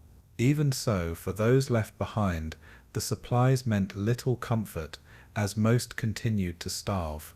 The Road of Life became both a salvation and a graveyard, its frozen surface littered with the wreckage of trucks and the memories of those who never reached the other side. Despite starvation, disease, and bombardment, Leningrad remained a functioning city, continuing to produce weapons, ammunition, and military equipment for the Soviet war effort. Factories operated in freezing conditions, with workers collapsing from hunger at their machines, but returning when revived with a sip of water or a crumb of bread. Women, children, and the elderly filled roles once held by men who had gone to the front, showing extraordinary endurance in the face of deprivation.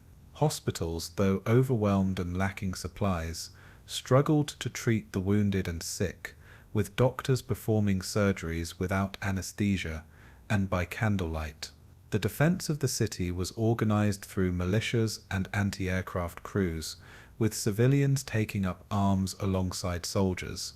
Even starving children were recruited as messengers, scouts, or fire watchers during air raids. Every resident of Leningrad became part of the war machine, their survival tied not only to personal endurance, but to the defense of the Soviet Union itself.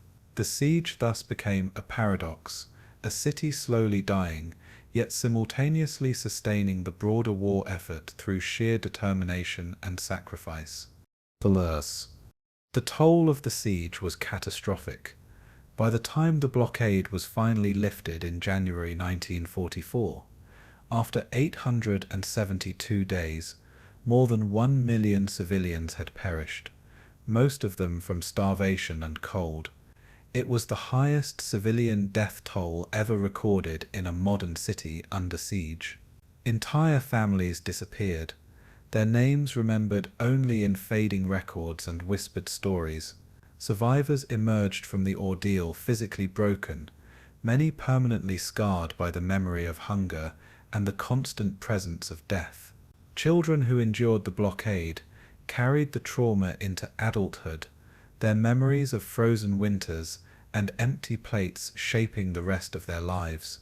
Yet despite these losses, Leningrad had not surrendered, and this endurance became a powerful symbol in Soviet propaganda. Stalin and the Soviet leadership used the survival of the city to showcase resilience against fascism, framing it as proof that the Soviet spirit could not be crushed. For the people themselves, however, the memory of the siege was far more complex, a mixture of pride, grief, and the enduring pain of loss. With Counteroffensives, the Siege of Leningrad stands as one of the most harrowing chapters of the Second World War, a tragedy of immense suffering but also of remarkable endurance. It demonstrated the deliberate cruelty of Hitler's strategy, which aimed not merely to conquer territory, but to erase entire populations through hunger and despair. At the same time, it revealed the resilience of civilians who, against impossible odds, held on to life and dignity in the face of annihilation. Their survival was not only a triumph of endurance, but also a turning point in the war, as the failure to capture Leningrad drained German resources and morale. The memory of the siege continues to haunt Russia, woven into national identity as both a wound and a symbol of pride. Monuments, museums, and annual commemorations remind future generations of the price paid in blood and hunger. Yet beyond politics and symbolism, the story of Leningrad is ultimately about human beings, ordinary men, women, and children, who lived through a nightmare and proved that survival itself can be an act of defiance. In their endurance, the city of Leningrad became immortal. In the autumn of 1941, as the leaves of the Russian countryside turned red and gold, Adolf Hitler's armies launched the climactic push toward Moscow, codenamed Operation Typhoon. The German High Command believed that capturing the Soviet capital would collapse Stalin's government and end the war in the East in a matter of weeks. Hitler's generals envisioned a repeat of their swift victories in Poland and France, where rapid armored thrusts had crushed their enemies with shocking speed. The Wehrmacht assembled over 1 million men, supported by 1,700 tanks and thousands of aircraft, forming one of the most formidable military offensives in history. German propaganda painted Moscow as the jewel that, once taken, would symbolize the triumph of Nazi ideology over Bolshevism. Yet beneath this confidence lurked logistical weaknesses, extended supply lines, and an underestimation of Soviet resilience. The Soviet Union, battered but unbroken, prepared to defend its heartland with grim determination. For Stalin, losing Moscow was unthinkable. It was not only the administrative center of his government, but also a powerful symbol of Russian endurance. The stage was set for a confrontation that would determine the fate of the war's Eastern Front. The greatest battle the world had yet seen was about to begin. The German offensive began with terrifying momentum, their armored spearheads breaking through Soviet defensive positions with practiced efficiency. Villages burned as panzers roared eastward, scattering poorly equipped Red Army units in their path. Luftwaffe aircraft pounded Soviet positions from the air, turning roads into killing grounds and cities into rubble. By early October, German troops encircled vast Soviet armies near Vyazma and Bryansk, capturing or killing hundreds of thousands of soldiers in a series of devastating battles. German generals exulted in their triumph, convinced that the Soviets were on the brink of collapse. Hitler himself boasted that the enemy was finished, declaring that Moscow would soon fall like a ripe fruit. Yet the Germans' rapid success came at a steep cost. Their supply lines stretched dangerously thin across hundreds of miles of hostile territory. Ammunition, fuel, and food lagged far behind the spearheads, forcing frontline troops into shortages even as they advanced. The Soviets, though suffering catastrophic losses, refused to surrender. Reinforcements poured from the interior, and Moscow's defenses stiffened under desperate orders from Stalin himself. The battle was no longer a march of inevitability, but a struggle of endurance and survival. Inside Moscow, fear and determination blended into a volatile atmosphere. Civilians dug trenches around the city, while women and children constructed barricades with their bare hands. Factories worked day and night, producing weapons under bombardment, as Stalin demanded total mobilization of the city's population.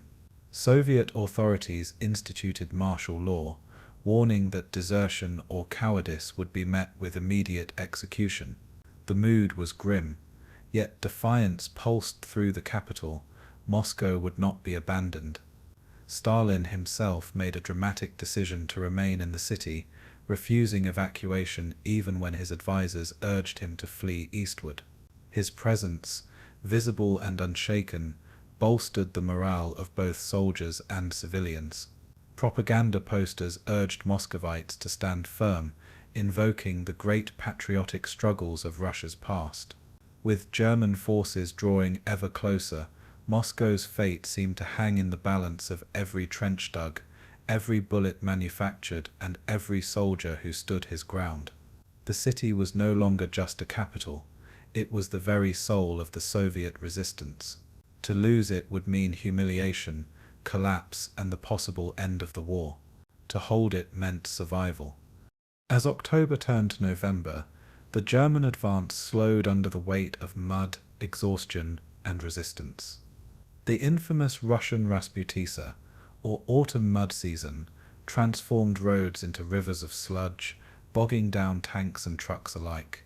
Vehicles sank axle-deep, supply wagons overturned, and soldiers were forced to drag equipment by hand through fields of mire. Horses, relied upon heavily for transport, collapsed from exhaustion and starvation. The once unstoppable panzers ground forward at a crawl, losing their momentum against both nature and stubborn defenders. Meanwhile, Soviet forces regrouped, establishing new defensive lines around Moscow and counterattacking whenever opportunities arose. The Red Army's resilience shocked German commanders, who had believed their enemy to be broken beyond repair. Instead, the Soviets seemed to grow stronger, drawing upon reserves that appeared inexhaustible. German soldiers began to whisper that they were fighting not just an army, but an entire nation. The Wehrmacht, accustomed to swift victories, now found itself entangled in a war of attrition it had never prepared for. The mud was only a prelude to the greater trial that awaited them. The Russian winter. By late November, the bitter cold descended upon the front like a relentless adversary. Temperatures plunged to -30 degrees Celsius, freezing fuel, weapons, and even the very breath of soldiers. German uniforms, designed for European climates, offered little protection against the deadly Russian frost.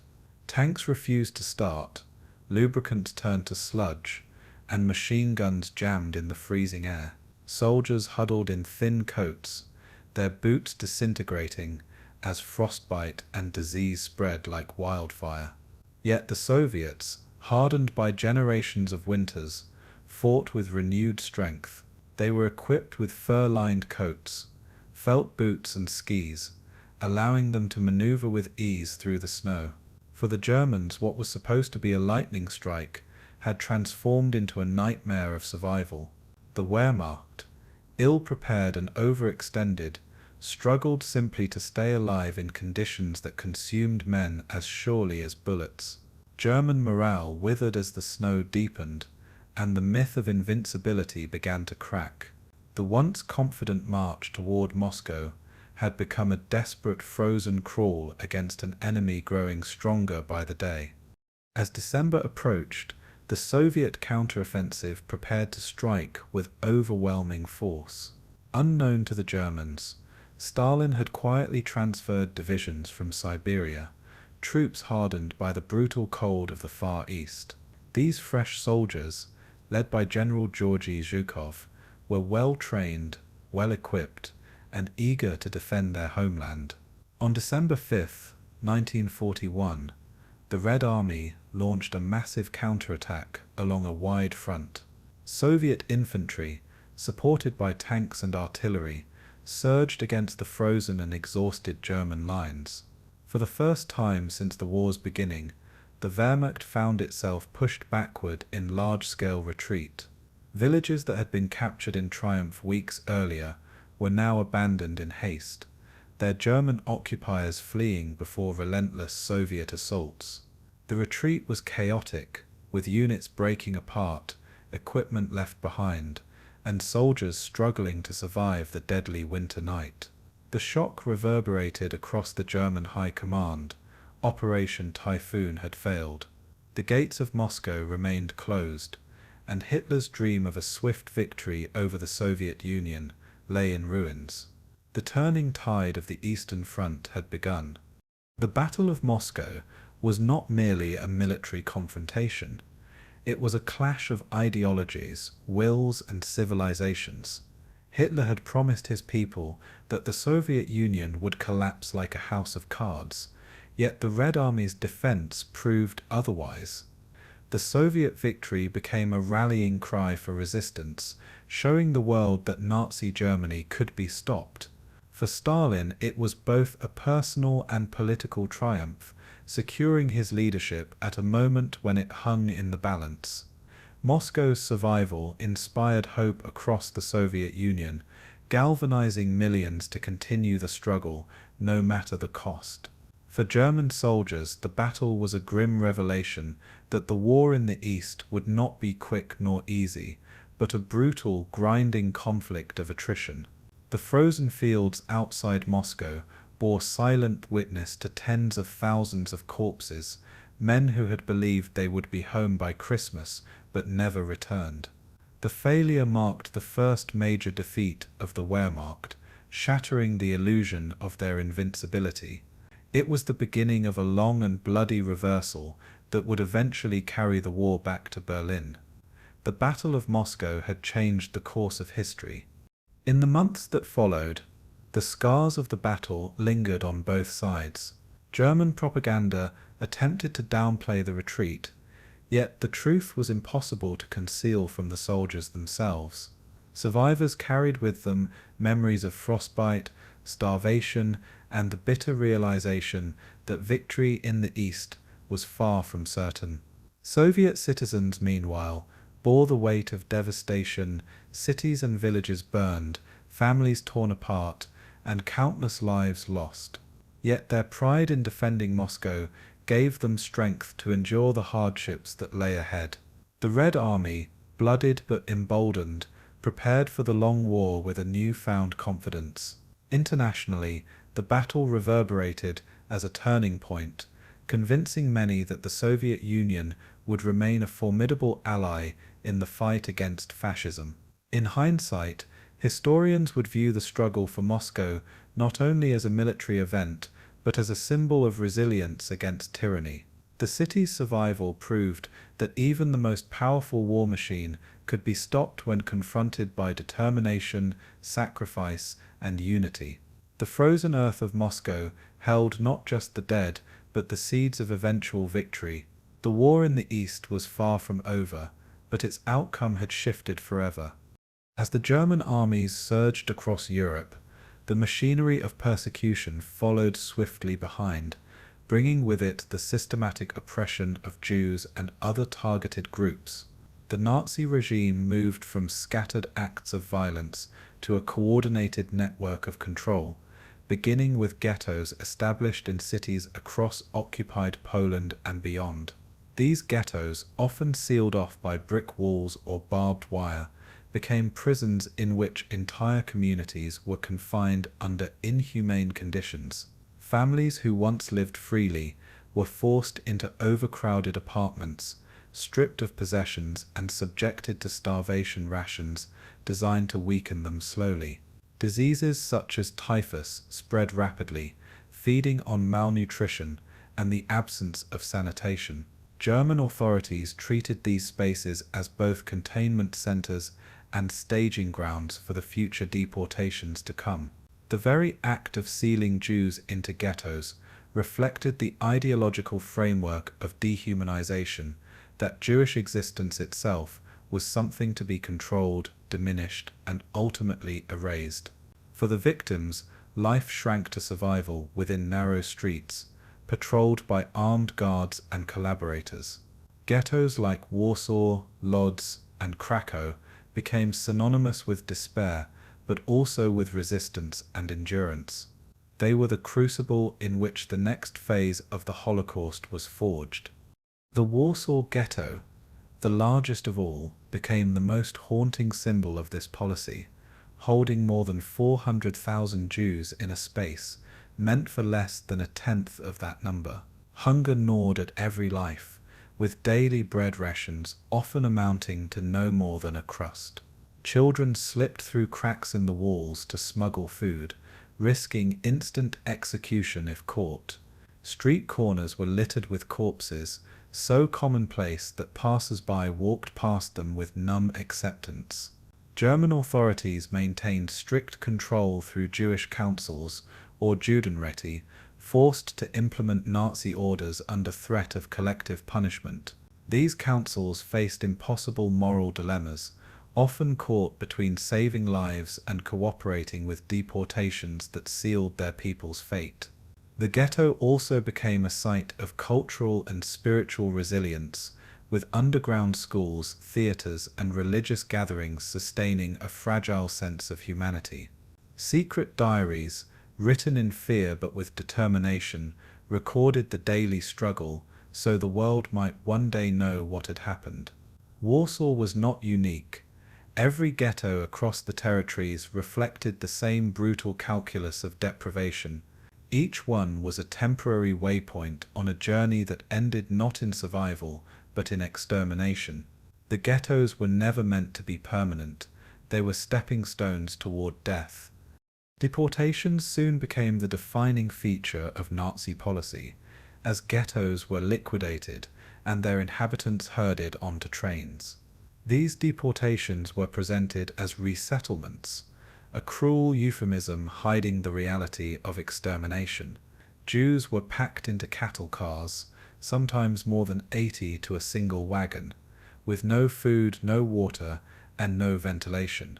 Journeys lasted days, during which suffocation, dehydration, and madness claimed lives before the trains even arrived. The victims had no idea where they were being taken, only that their homes and communities had been erased behind them. German soldiers and local collaborators enforced the deportations with ruthless efficiency, dragging families from their homes and loading them onto platforms under the barrels of rifles. Children screamed, the elderly collapsed, and families were torn apart in scenes of chaos that repeated across every city under occupation. The sound of iron wheels grinding on tracks became the soundtrack of annihilation, carrying millions toward an unknown but dreadful fate. The trains themselves became instruments of death, mobile prisons that stripped dignity and hope as effectively as any camp. With each deportation, the final solution moved closer to its ultimate form. By 1942, these transports were the arteries feeding the growing network of death camps. The transition from persecution to extermination was not a sudden leap, but a calculated evolution. The Einsatzgruppen, who had already massacred hundreds of thousands in the Soviet territories, could not keep pace with the scale of killing envisioned by Nazi leaders. Shooting squads were too slow, too public, and too psychologically burdensome, even for perpetrators.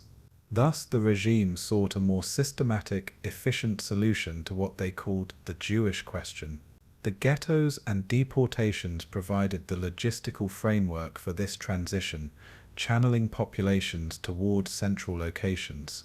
In 1941 and 1942, plans crystallized into the construction of extermination camps, purpose-built facilities designed not for labor or imprisonment but for murder. Camps such as Chelmno, Belzec, Sobibor, Treblinka, and Auschwitz became the centers of this machinery. Deportation trains that had once left ghettos now had a clear destination, death factories disguised as transit points. The Holocaust had entered its deadliest phase, one where industrial methods replaced even the pretense of humanity. What had begun as persecution and isolation had now become systematic annihilation on a continental scale. The ghettos were emptied, and the trains rolled endlessly toward oblivion. The process was no longer about removing Jews from society, but about erasing them entirely. The role of collaboration across occupied territories cannot be overstated, for the Holocaust's reach depended not only on German direction, but also on local participation.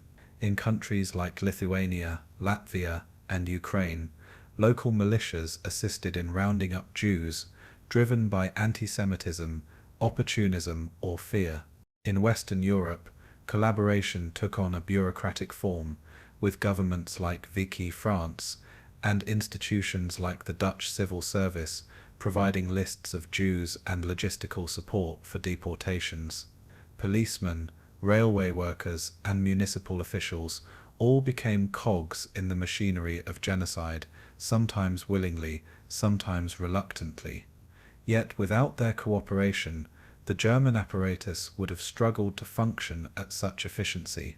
The banality of evil emerged not only in the men at the top, but in ordinary citizens who facilitated persecution in their daily roles. At the same time, there were pockets of resistance and rescue, individuals and groups who risked everything to hide or aid Jews. However, these acts, heroic as they were, could not offset the overwhelming tide of collaboration and compliance. The Holocaust was not simply imposed from above, it was enabled by countless acts of participation from below. This made the expansion across occupied territories both swift and devastating. The web of genocide stretched across borders, entangling nations in complicity. In Eastern Europe, ghettos were liquidated with terrifying speed and brutality. The Lodz ghetto, one of the last to remain, became a grim holding pen until its final destruction in 1944. Its inhabitants were deported to Chelmno and later to Auschwitz, their lives extinguished in gas vans and chambers. Smaller ghettos, like those in Bialystok and Vilna, were wiped out with shocking efficiency, often within days. German troops and local collaborators stormed the ghettos, setting fires, shooting resistors, and forcing survivors onto waiting trains. The ghettos that once bustled with black markets, underground schools, and fragile networks of survival were reduced to ashes. The liquidation was not merely physical but symbolic, a deliberate attempt to erase Jewish life from memory itself. Streets once filled with children's laughter became silent ruins, their residents gone forever. Each ghetto's destruction was a rehearsal for the broader campaign of annihilation. It was in these moments that the Holocaust revealed itself not only as murder, but as cultural obliteration. Communities built over centuries were erased in days. The ghettos had served their purpose to isolate, weaken, and funnel Jews into the final stage of extermination. Once emptied, they stood as hollow shells of a world destroyed. The Nazis' use of deception was central to the expansion of the Holocaust across occupied territories. Deportations were often framed as resettlement to the east, a lie reinforced by forged documents, staged images, and propaganda. Victims were told to bring work tools or valuables, creating the illusion of a productive future. Even at the ramps of extermination camps, prisoners were assured they were being taken to showers or labor assignments. This deception served two purposes. It reduced resistance and maintained order during the logistics of mass murder. Many Jews clung to these lies because the alternative, that entire communities were being systematically annihilated, was too horrific to comprehend. The Nazis exploited this psychological denial, creating an environment where victims walked unknowingly to their deaths. Meanwhile, the outside world received only fragmented reports, filtered through censorship, disbelief, or outright dismissal. Deception thus became both a weapon against the victims and a shield against outside intervention. The Holocaust expanded not only through force, but also through manipulation of truth. In this web of lies, millions were trapped, unable to grasp the scale of their impending fate until it was too late. The machinery of death thrived in the silence between fact and falsehood. By the end of 1942, the Holocaust had become a fully pan-European enterprise, stretching from Norway in the north to Greece in the south, from France in the west to the Caucasus in the east. Ghettos had been emptied, trains ran continuously, and extermination camps operated at full capacity. The Nazi dream of a Judenfrei Europe free of Jews was being realized with terrifying speed and precision. In occupied territories, Jewish communities that had flourished for centuries vanished almost overnight. The expansion of genocide was not a chaotic frenzy, but a calculated, organized campaign guided by ideology and supported by logistics. Every step, from the establishment of ghettos to the coordination of deportations, from the construction of camps to the deception of victims, was part of a deliberate sequence. The Holocaust's expansion revealed its dual nature. It was both a meticulously planned operation and a catastrophic eruption of hatred. For those who lived through it, the speed of destruction was incomprehensible. One day they had neighbors, synagogues, schools, and culture. The next, all was gone. This was not just mass murder. It was the annihilation of an entire civilization across the continent. The Holocaust had entered its most deadly and expansive phase, reshaping Europe forever. In the summer of 1942, Adolf Hitler launched Operation Blue, a massive campaign aimed at seizing the oil fields of the Caucasus and the city of Stalingrad, a name that carried symbolic weight as it bore that of his Soviet adversary. What began as a drive for resources quickly became an ideological struggle, as Stalingrad represented not only industrial strength, but also Stalin's pride. German forces, led by General Friedrich Paulus and the vaunted Sixth Army, advanced toward the Volga with confidence born from earlier victories. The Luftwaffe unleashed waves of bombing raids that reduced the city to rubble before the main ground assault even began. What Hitler expected to be a quick conquest transformed into an urban battlefield of unparalleled ferocity. The destruction created a twisted maze of ruins where traditional tactics collapsed. Soviet civilians who had not evacuated were trapped, enduring starvation, bombardment, and terror, yet many joined the defense of their city. The battle lines blurred between soldier and civilian, with workers taking up rifles alongside the Red Army. Hitler's obsession with conquering Stalingrad grew with each passing week, turning the campaign into a showdown that would define the course of the war. The ruins of Stalingrad became a fortress where every building, every floor, and even every room was contested territory. The Soviets, under General Vasily Chuikov, adapted brilliantly to the devastation by embracing close-quarters combat.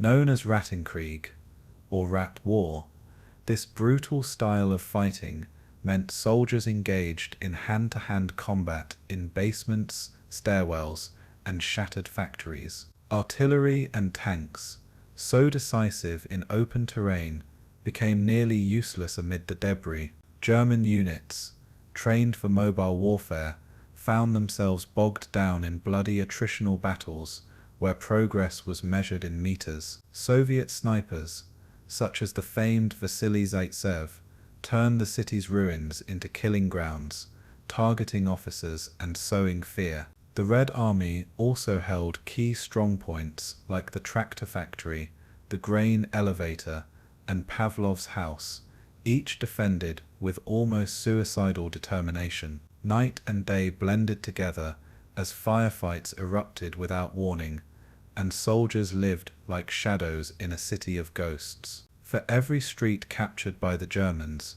the Soviets counterattacked with ferocity. The psychological strain on both sides was immense, as exhaustion and death haunted every corner of the shattered metropolis. Behind the front lines, the civilian population endured horrors that defied comprehension. Many were forced to remain in the city. Trapped between the clashing armies, families lived in cellars, subsisting on scraps of food scavenged from the ruins, while the constant shelling shook the ground above them. The Volga River, a lifeline for the defenders, was crossed under relentless fire as barges brought reinforcements, ammunition, and supplies, often at staggering human cost. Civilians and soldiers alike drank contaminated water and suffered from disease, yet their will to survive fueled the city's endurance. The German strategy of total destruction backfired, as the ruins offered defenders cover and concealment. Soviet propaganda painted the battle as a sacred defense of the motherland, urging all to fight to the last. The presence of civilians heightened the Red Army's resolve, for the defense of Stalingrad became inseparable from the defense of its people. This brutal intertwining of civilian suffering and military struggle created a landscape where survival itself became an act of resistance. The turning point came in November 1942 with Operation Uranus, a massive Soviet counteroffensive planned by Generals Zhukov and Vasilevsky. Instead of attacking the heavily fortified German positions in the city, the Soviets struck the weaker flanks held by Romanian, Hungarian, and Italian allies of Germany. On November 19th, waves of Soviet armor and infantry smashed through these lines, advancing with shocking speed. Within days, they encircled the entire German Sixth Army and parts of the Fourth Panzer Army, trapping over 300,000 Axis troops in a freezing pocket. What had once been Hitler's spearhead became a besieged force, cut off from supplies and surrounded on all sides. The encirclement stunned German command and electrified the Soviet Union as the hunted became the hunters. Despite desperate attempts to break out or relieve the pocket, the Germans remained trapped in a tightening noose. The battle shifted decisively, not merely in terms of geography, but in the psychological balance of the war. The myth of German invincibility had been shattered. Hitler, consumed by his obsession with Stalingrad, forbade any retreat or breakout, ordering Paulus to hold the city at all costs. He promised that the Luftwaffe, under Hermann Göring, would supply the encircled army by air. This decision proved catastrophic. The Luftwaffe could deliver only a fraction of the daily supplies required, and often planes were shot down before reaching their destinations. The Sixth Army soon ran out of food, ammunition, and medical supplies, while the freezing Russian winter tightened its grip. Soldiers wrapped themselves in rags to fight the cold, gnawed on horsemeat and frozen bread, and burned furniture for warmth.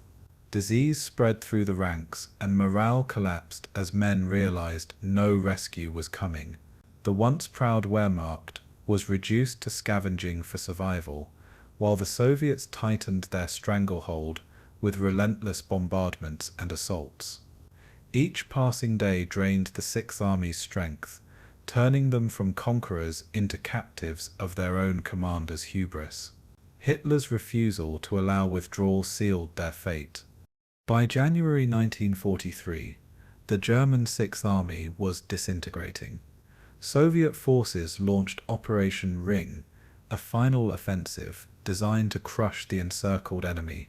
Wave after wave of artillery bombardments and infantry assaults reduced the German perimeter, compressing tens of thousands of men into smaller and smaller pockets of ruin. Stalingrad had become a graveyard, littered with frozen corpses, shattered equipment, and starving soldiers. Desperation drove some to surrender, while others clung to futile orders to resist. General Paulus, promoted by Hitler to Field Marshal, the highest rank, with no German precedent for surrender, found himself at the breaking point. On January 31st, Paulus surrendered the southern pocket, and 2 days later, the northern remnants capitulated, Of the 300,000 Axis soldiers originally encircled, fewer than 100,000 were taken prisoner, and only a fraction of them would ever return home from Soviet captivity. The defeat was total, unprecedented, and devastating. The fall of Stalingrad reverberated across the world as a turning point in World War II. For the first time, the German war machine had been decisively and irreversibly defeated in a major battle. The loss shattered German morale, weakened Axis alliances, and emboldened resistance movements across occupied Europe. Conversely, the Soviet Union celebrated Stalingrad as a symbol of resilience, sacrifice, and ultimate triumph. Stalin used the victory to galvanize the Soviet people, framing it as proof of the Red Army's superiority and the righteousness of their cause. The propaganda resonated deeply, inspiring both soldiers and civilians to endure the long, brutal road ahead. Internationally, Allied confidence soared, as Stalingrad demonstrated that Hitler's armies could be stopped and destroyed. The psychological momentum of the war had shifted, laying the groundwork for the Soviet advance that would ultimately reach Berlin. Stalingrad had become more than a city. It was a monument to human endurance and the cost of total war. Yet the legacy of Stalingrad was written not only in military strategy and shifting alliances, but in human suffering on an unimaginable scale. Estimates of casualties exceed 2 million, including soldiers and civilians, making it one of the bloodiest battles in history. Entire neighborhoods were obliterated, leaving nothing but smoking ruins and mass graves. The Volga's banks were choked with bodies, the frozen ground concealing countless unmarked burials. For survivors, the scars of Stalingrad endured long after the last shots were fired. Veterans carried memories of unimaginable horror, while civilians struggled to rebuild shattered lives from the rubble. The city itself, destroyed almost beyond recognition, became a living memorial to sacrifice and resistance. For the Germans, Stalingrad was a wound that never healed, a constant reminder of hubris and defeat. For the Soviets, it was a symbol of invincibility, woven into the mythology of victory that defined their post-war identity. Above all, the Battle of Stalingrad stands as a testament to the extremes of human endurance, where the will to resist and survive overcame destruction and despair. As the German occupation deepened across the vast expanses of Eastern Europe, resistance movements began to take root in forests, villages, and hidden valleys. Partisans emerged as a force of defiance, drawn from ordinary men and women who refused to accept Nazi domination. Many were Jews who had escaped deportations, Soviet soldiers cut off behind enemy lines, or civilians who carried the fire of patriotism in their hearts. The forests of Belarus, Ukraine, and Poland became sanctuaries where these groups built makeshift camps and launched daring raids. They sabotaged railways, ambushed convoys, and disrupted supply lines feeding the German war machine. Despite scarce weapons and constant shortages of food, they found strength in their determination to resist. Songs whispered at night around hidden fires became their declaration of defiance. Each act of sabotage was not just a military blow, but a psychological one, proving that the Germans were not invincible. As partisan ranks grew, so did their reputation, spreading fear among Nazi garrisons scattered across occupied territories. For those living under the iron heel of occupation, the partisans became symbols of courage and fragile hope. Jewish resistance fighters played a particularly desperate yet heroic role in this underground struggle. Many had fled the ghettos where Nazi brutality reigned, carrying the scars of hunger, loss, and persecution. Bands of Jewish partisans formed across Eastern Europe, often met with suspicion or hostility by locals but determined to fight nonetheless. In Lithuania, the Bielski brothers created a legendary partisan camp, saving over 1,000 Jewish lives by turning resistance into a sanctuary. Armed with stolen or improvised weapons, they struck German patrols and collaborators, vanishing back into the woods before reprisals could follow. For Jewish partisans, the act of resistance was more than warfare, it was survival itself, a refusal to go quietly into annihilation. Each raid carried immense risk, for capture meant certain execution, often preceded by torture. Yet despite this, they pressed forward, knowing that their struggle held meaning beyond themselves. Their existence proved that Jews were not merely passive victims of genocide, but fighters who resisted with whatever strength they could muster. In the face of annihilation, these small bands stood as a testament to human dignity and defiance. Soviet partisan movements, backed by the communist underground, were far larger and more organized, sometimes numbering in the tens of thousands. Moscow provided guidance, parachuted supplies, and coordinated missions that tied down German divisions needed at the front. These fighters cut communication lines, blew up bridges, and orchestrated spectacular attacks that disrupted entire sectors of German control. Their presence behind enemy lines created a shadow war that sapped German morale and forced them into a constant state of alert. For the Soviets, the partisan struggle became a vital extension of the Red Army's fight, amplifying the idea of a united patriotic war. The Germans responded with brutal counterinsurgency campaigns, deploying special units trained in anti-partisan warfare. Villages suspected of harboring resistance were torched, their inhabitants massacred in acts of collective punishment. Still, the partisans endured, adapting to harsh winters, dwindling resources, and the constant betrayal of informants. Soviet propaganda celebrated their deeds, turning them into heroes whose bravery would inspire future generations. The struggle was as much about political ideology as it was about survival, binding the people to Stalin's war effort. Behind enemy lines, the daily existence of a partisan was grueling and uncertain. Food was scavenged or stolen, often at great risk from villages already facing starvation. Medical supplies were virtually non-existent, meaning wounds often festered untreated in the freezing cold of the forests. Winter brought unimaginable hardship as partisans huddled in dugouts, relying on stolen livestock or dried bread to endure. Constant movement was essential, for German patrols scoured the countryside with dogs, aircraft, and armored vehicles. Sleep came rarely, always interrupted by the threat of discovery or betrayal. Yet, bonds within these groups grew unbreakable, forged in fire and blood. Stories were told by the campfire, both to honor the dead and to remind the living what they were fighting for. Young and old, men and women, peasants and intellectuals found themselves bound together in a brotherhood of resistance. Their suffering was great, but their willpower was greater, sustained by the knowledge that they fought not just for themselves, but for the freedom of those who remained under the Nazi yoke.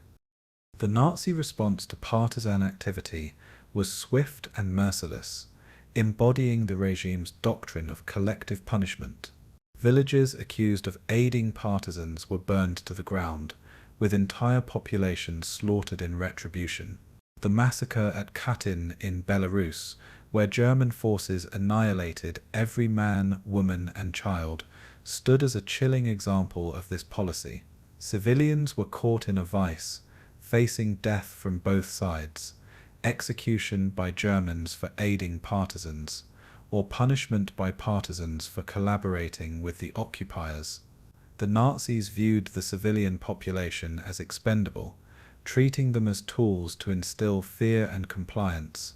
Einsatzgruppen and SS units were often dispatched for pacification campaigns, leaving behind only ashes and corpses.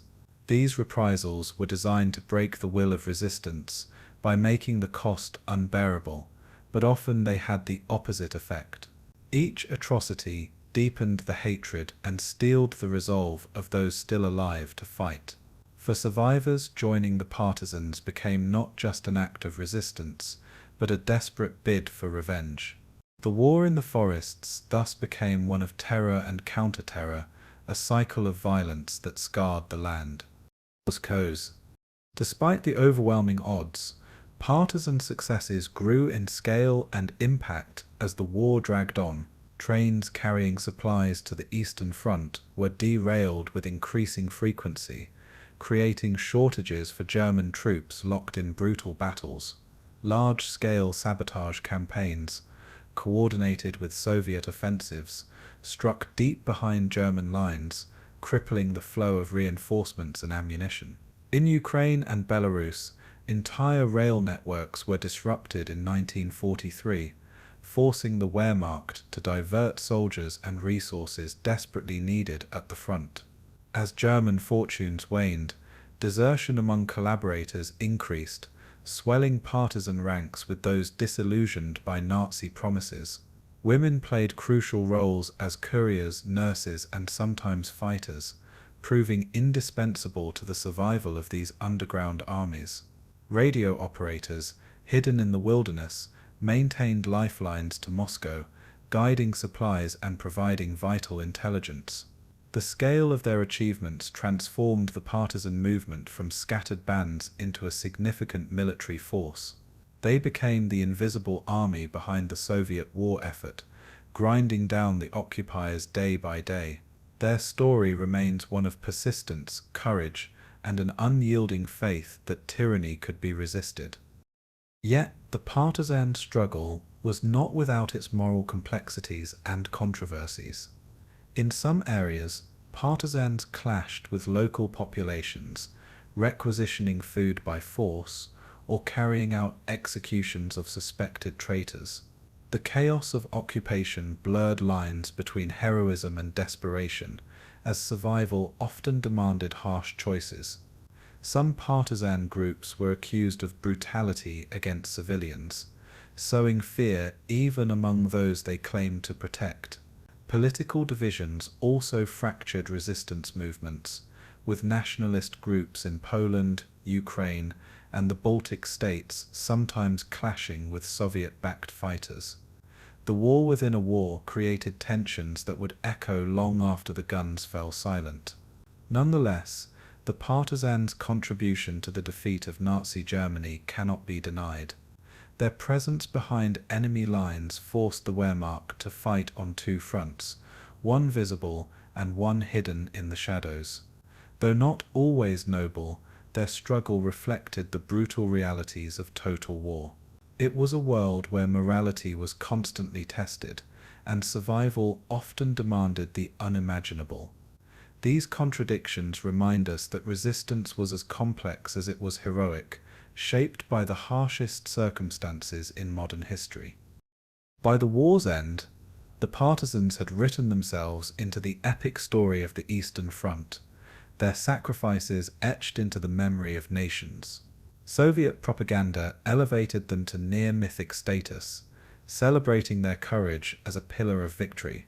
For Jewish survivors, partisan tales became symbols of resistance in the face of genocide, a counter-narrative to the myth of passivity. Many who lived through the forests carried their scars in silence, haunted by hunger, loss, and the brutality of revenge. The land itself bore witness, its villages reduced to ruins, its forests littered with unmarked graves. Reprisals had extinguished countless innocent lives, leaving wounds that would last for generations. Yet, amid the destruction, the partisan movement proved that resistance, however desperate, could still thrive under impossible odds. Their legacy lives on in memorials, literature, and the collective memory of those nations once enslaved. The story of the partisans is one of both light and shadow, of courage and cruelty, survival and sacrifice. In their fight, humanity revealed both its darkest and most resilient face, standing defiantly against one of history's greatest evils. In the summer of 1943, the Eastern Front prepared for a confrontation unlike anything seen before, a battle that would decide the future of the war in the East. The German Wehrmacht, still reeling from its catastrophic defeat at Stalingrad, sought to regain the initiative with a decisive blow. Hitler turned his attention to the Kursk salient, a massive bulge in Soviet lines stretching nearly 200 kilometers deep and 250 kilometers wide. Here the German High Command envisioned a double envelopment, slicing off the salient's neck and trapping entire Soviet armies in a pocket. For this operation, codenamed Citadel, Germany assembled its most formidable weapons, the Panther and Tiger tanks, the Ferdinand assault gun, and elite divisions hardened by years of combat. The battle was not just about territory, but about prestige. Hitler's belief that one more decisive victory could reverse Germany's faltering fortunes. Yet, across the salient, the Soviets knew what was coming, and Stalin had no intention of surrendering the initiative. The stage was set for the largest armored battle in history, where steel, fire, and human determination would collide on an unprecedented scale. Soviet intelligence, aided by the British and their brilliant decryption efforts, had already uncovered Germany's plan long before the first shot was fired. Stalin and his generals understood that the Germans sought to destroy their forces in one massive blow, and so they turned Kursk into an impregnable fortress. Months before the attack, hundreds of thousands of workers and soldiers dug trenches, built bunkers, and laid vast minefields across the salient. Entire belts of defense, stretched for hundreds of kilometers, layered with barbed wire, artillery, and anti-tank ditches. Soviet engineers created killing zones, where German panzers would be funneled into devastating crossfires. Behind these fortifications, vast reserves of tanks and infantry waited ready to counterstrike when the moment came. By July 1943, the Red Army had prepared one of the most elaborate defensive networks in history, a bulwark designed to absorb the fury of German armor. Unlike previous battles, where surprise had favored the Wehrmacht, here it was the Soviets who held the advantage. They were determined to bleed the Germans white, and then unleash their own offensive that would push westward without end. On July 5, 1943, Operation Citadel began with the roar of thousands of guns and the thunder of tank engines. German divisions advanced north and south of the salient, with General Model's Ninth Army striking from the north and Field Marshal Manstein's Army Group South pushing from the south. In the north, the advance bogged down almost immediately as Soviet defenses held firm against waves of assault. Minefields crippled the German panzers, and well-coordinated Soviet artillery hammered their formations. In the south, however, Manstein's forces made deeper progress, driving toward the city of Prokhorovka. The battle quickly turned into a brutal war of attrition, with tanks clashing head-on, villages burning to ashes, and the skies above filled with dueling aircraft. Each kilometer gained by the Germans came at a staggering cost, as Soviet defenders fought with relentless tenacity. The Wehrmacht, once famed for its lightning strikes, now found itself mired in grinding combat, every advance paid for in blood and steel. Kursk was proving to be no quick victory, but a trial of endurance unlike anything the Germans had imagined. This case at Derby, the centerpiece of the southern battle unfolded at Prokhorovka on July 12, when nearly 1,200 tanks and assault guns clashed in one of the largest armored confrontations in history. Soviet T-34, nimble and numerous, hurled themselves at the heavier German Tigers and Panthers in wave after wave of attack. The battlefield became a maelstrom of smoke, fire, and twisted wreckage as tanks collided at point-blank range. Soviet tank crews charged fearlessly, often closing the distance to negate the superior range of German guns. Dust and smoke obscured the sun, turning the steppe into a nightmarish inferno of burning steel and charred earth. German tank aces inflicted heavy losses, but the Soviets absorbed the punishment and kept pressing forward with sheer weight of numbers. Artillery barrages thundered across the plain, and the shriek of Katyusha rockets filled the air with terror. In this titanic clash, no side could claim a clean tactical triumph, but the Germans could ill afford the losses they sustained. Prokhorovka symbolized the raw determination of the Red Army to fight to the last breath, regardless of the cost. While the battle raged, the skies above Kursk were no less contested, as the Luftwaffe and Soviet Air Force engaged in relentless dogfights. The Germans fielded their newest fighter, the Focke-Wulf 190, and deployed Stoker dive bombers in desperate attempts to break Soviet defenses. Yet the Soviets, with their Yak and Lag fighters, fought with equal ferocity, slowly gaining control of the air. Massive aerial engagements saw hundreds of planes in the sky at once, filling the horizon with smoke trails and the flash of explosions. Soviet ground attack aircraft struck German armor columns, further blunting their advances. For the first time, the Luftwaffe could not guarantee dominance, a sign of the growing strength of Soviet industry and training. Every burning aircraft that fell onto the steppe below testified to the shifting balance of power in the east. The aerial battle over Kursk was as much a turning point as the clash of tanks, stripping the Wehrmacht of the air superiority that had once been its greatest asset. The human cost of Kursk was staggering, as soldiers endured some of the most brutal combat conditions of the war. Infantrymen advanced through minefields under relentless artillery fire, often reduced to crawling through the dirt for survival. Tank crews suffocated in smoke-filled compartments as shells tore through armor, killing men in an instant. Civilians trapped in the region suffered as villages were flattened, their homes consumed in the firestorm of war. Medical stations overflowed with wounded, many beyond saving, as doctors and nurses fought to keep pace with the endless stream of casualties. Soviet soldiers fought with the knowledge that retreat meant death or dishonor, while German troops struggled with fatigue and despair. The ferocity of combat left no room for mercy, as both sides fought with unyielding determination. For those who survived, Kursk remained etched in memory as a hellish landscape of mud, blood, and wreckage. It was a battle that tested not just armies but the very endurance of the human spirit. Strategically, Kursk marked the end of Germany's ability to launch large-scale offensives in the east.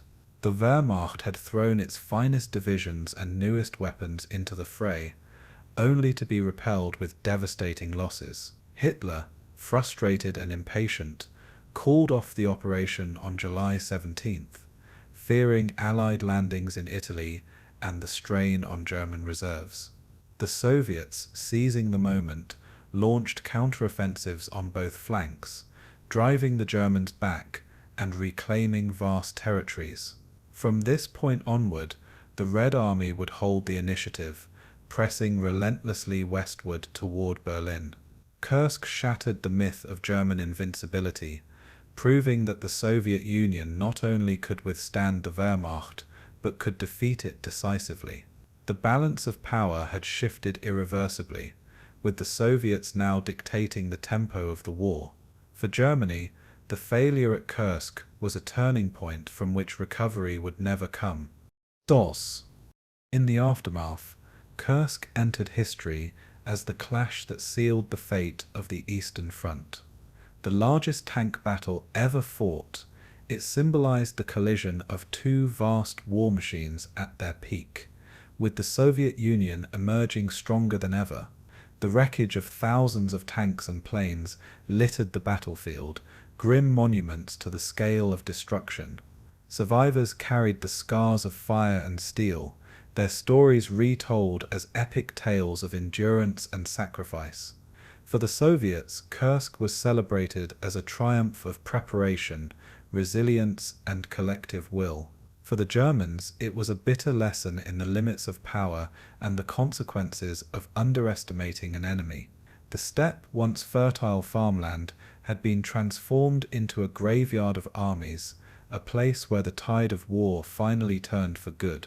Kursk was not simply a battle, it was the moment the Wehrmacht's decline became irreversible, and the road to Berlin lay open. Its legacy remains etched in history as the definitive clash of steel that shaped the outcome of the Second World War. Inside the concentration and extermination camps of Nazi-occupied Europe, existence was stripped down to its most brutal, dehumanized form.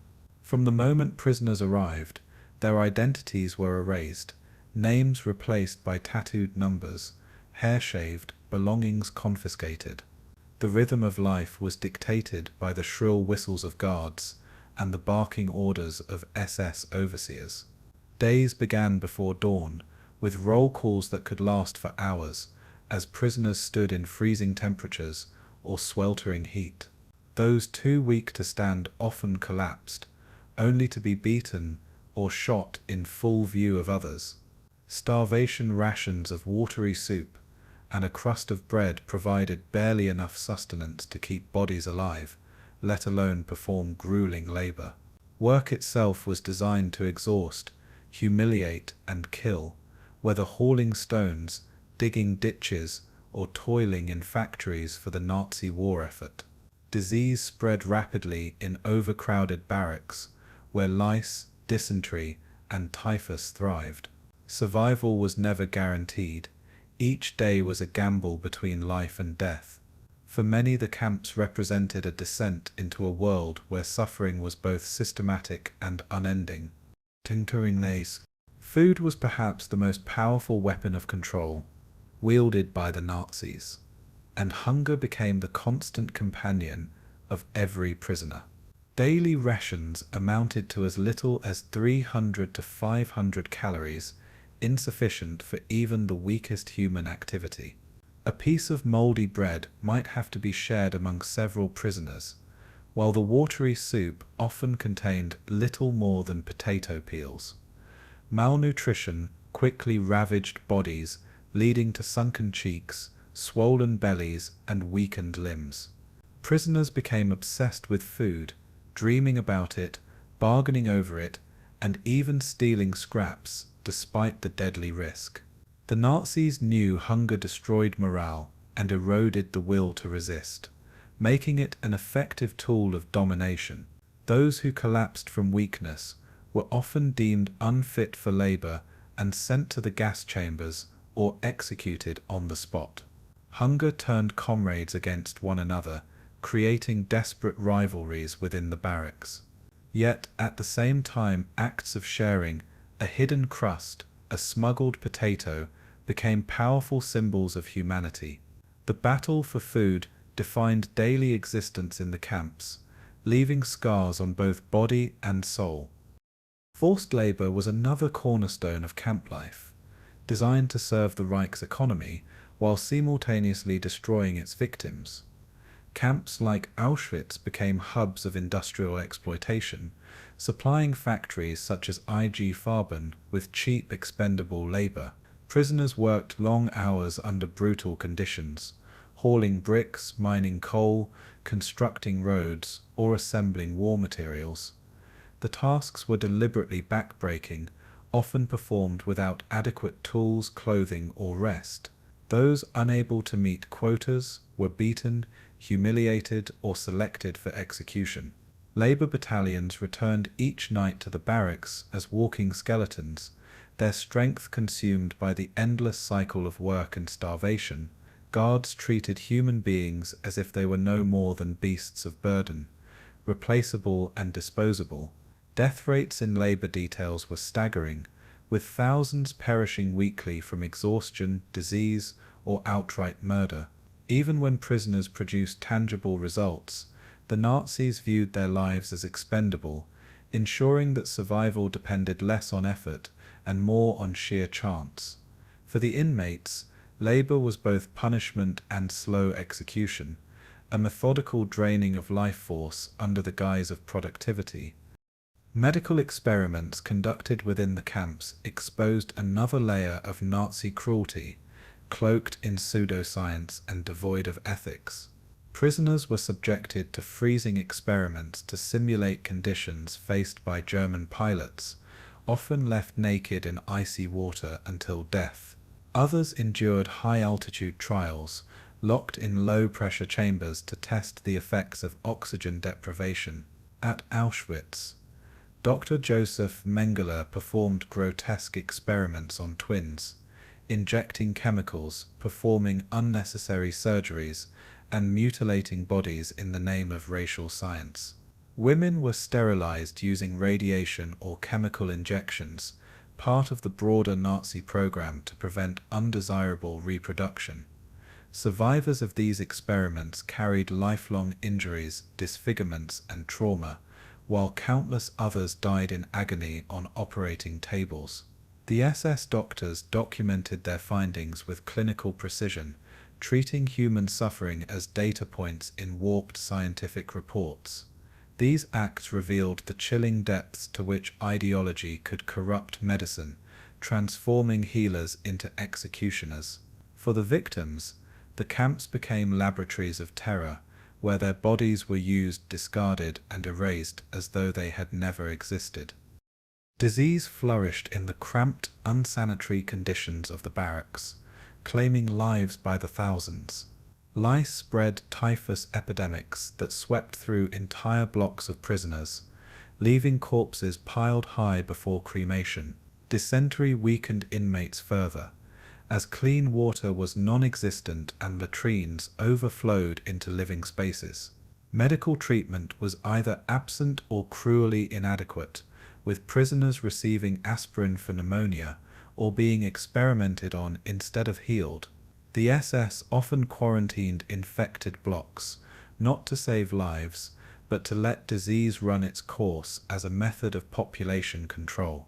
Survivors recalled the stench of sickness and death as an inseparable part of camp life, a constant reminder of fragility. Even those who avoided disease faced permanent health damage from malnutrition, exposure, and abuse. Children and the elderly were particularly vulnerable, often succumbing within weeks of arrival. Disease became another silent weapon in the Nazis' arsenal, an invisible killer thriving under their deliberately constructed conditions. In the camps, illness was not an accident of war, but an inevitable consequence of systematic neglect. Beyond hunger, labor, and disease, prisoners faced constant psychological torment designed to break their spirits. Public executions were staged regularly, with inmates forced to watch as their comrades were hanged or shot for minor infractions. Roll calls could last hours, even in freezing snow or torrential rain, as SS officers counted and recounted prisoners with sadistic patience. Guards used humiliation as a weapon, forcing prisoners to crawl, sing, or perform meaningless tasks purely for amusement. Families were torn apart upon arrival, with parents separated from children, husbands from wives, leaving grief to fester in silence. Fear was omnipresent, as selections for death could occur at any moment, based on nothing more than appearance or whim. The Nazis sought not only to kill, but to strip dignity, turning people into shells of despair.